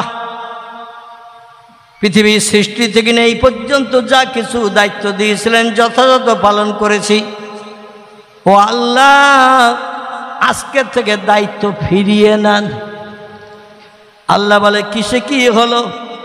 জিবরিলকে দায়িত্ব দিয়েছি পয়গম্বরদের কাছে ওহী পাঠানোর জন্য, মিকাইলকে দায়িত্ব দিয়েছি মেঘ উড়িয়ে নিয়ে যে পানি বর্ষণের জন্য, ইসরাফিলকে দায়িত্ব দিয়েছি সিংহা দিয়ে ফু দেবে, সিংহার এক মুখে তামাম পৃথিবী ধূলিসাৎ হয়ে যাবে, টর্নেডোর ঘূর্ণিঝড় শুরু হবে। এই জন্য ইসরাফিলকে দায়িত্ব দিয়ে বসে আছি। কেরামন কাতেবিনকে দায়িত্ব দিয়েছি আমল নামা লিপিবদ্ধের জন্য, মুনকির নাকিরকে দায়িত্ব দিয়েছি কবরে যে পরীক্ষা নিয়ে ফার্স্ট ক্লাস না থার্ড ক্লাস প্রমাণের জন্য। আজরাইল তোরে দায়িত্ব দিয়েছিলাম আমি আল্লাহ সৃষ্টিগুলো বানানোর পর থেকে নিয়ে কিয়ামত অবধি যত সৃষ্টিগুলোর প্রাণনাশ হবে সবার প্রাণনাশ তোর করতে হবে। হঠাৎ করে কিসে কি হলো? দায়িত্ব কেন পালন করবি না? কোনো ফেরেশতা তো আমার হুকুমের খেলাপ করে না।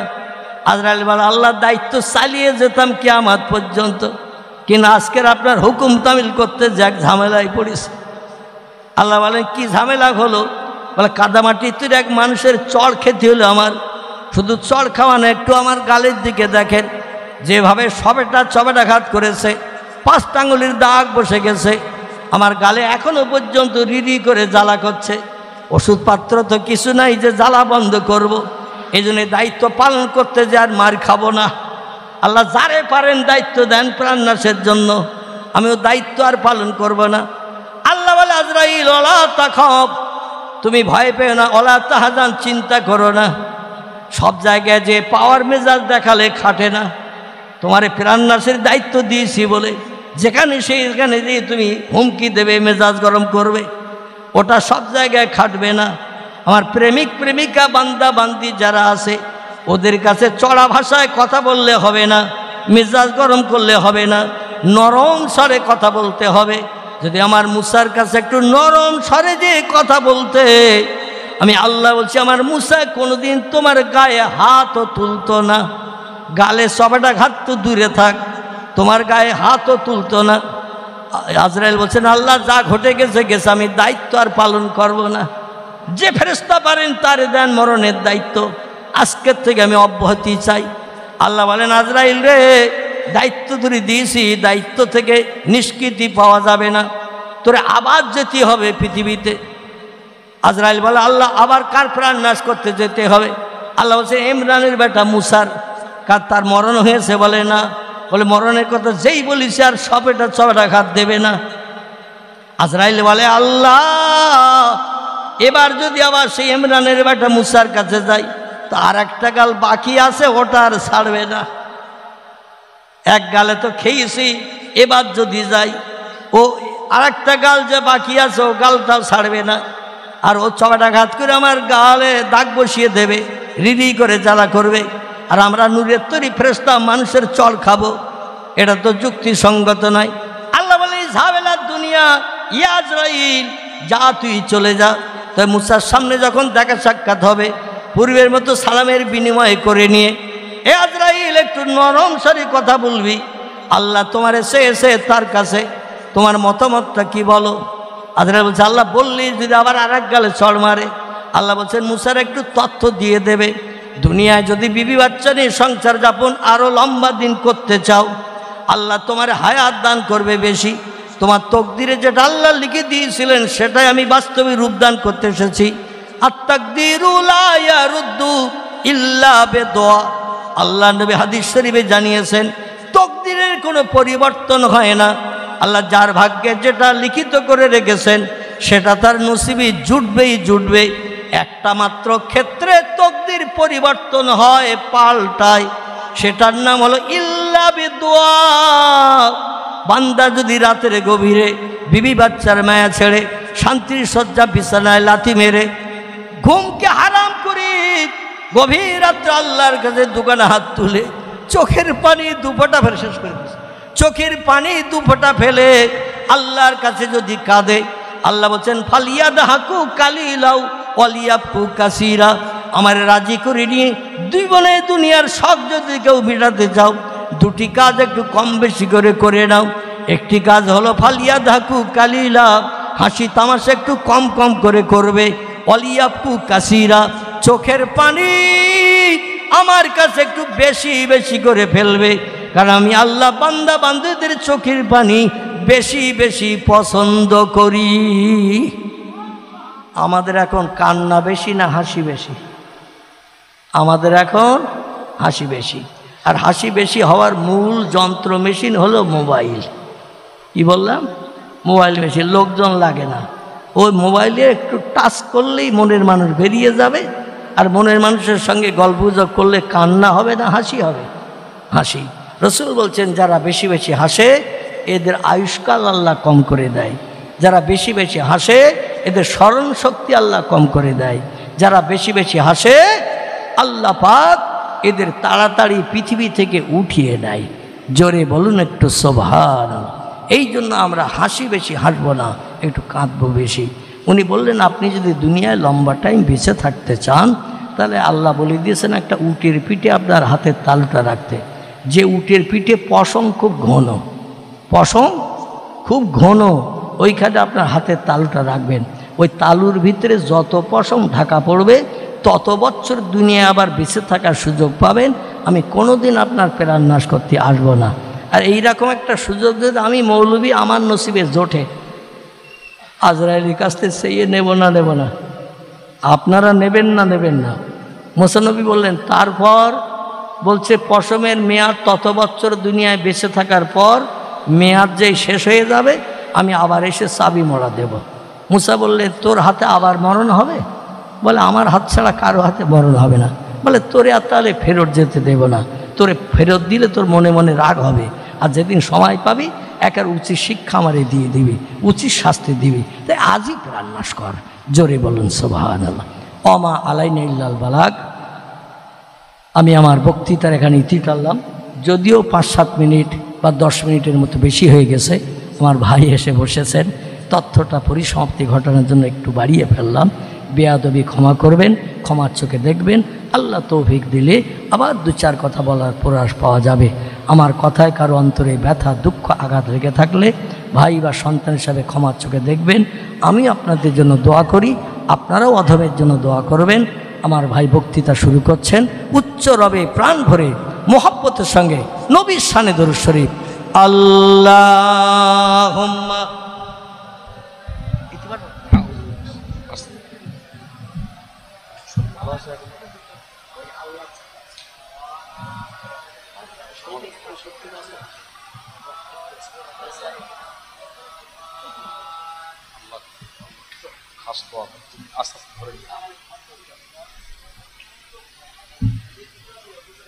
আল্লাহ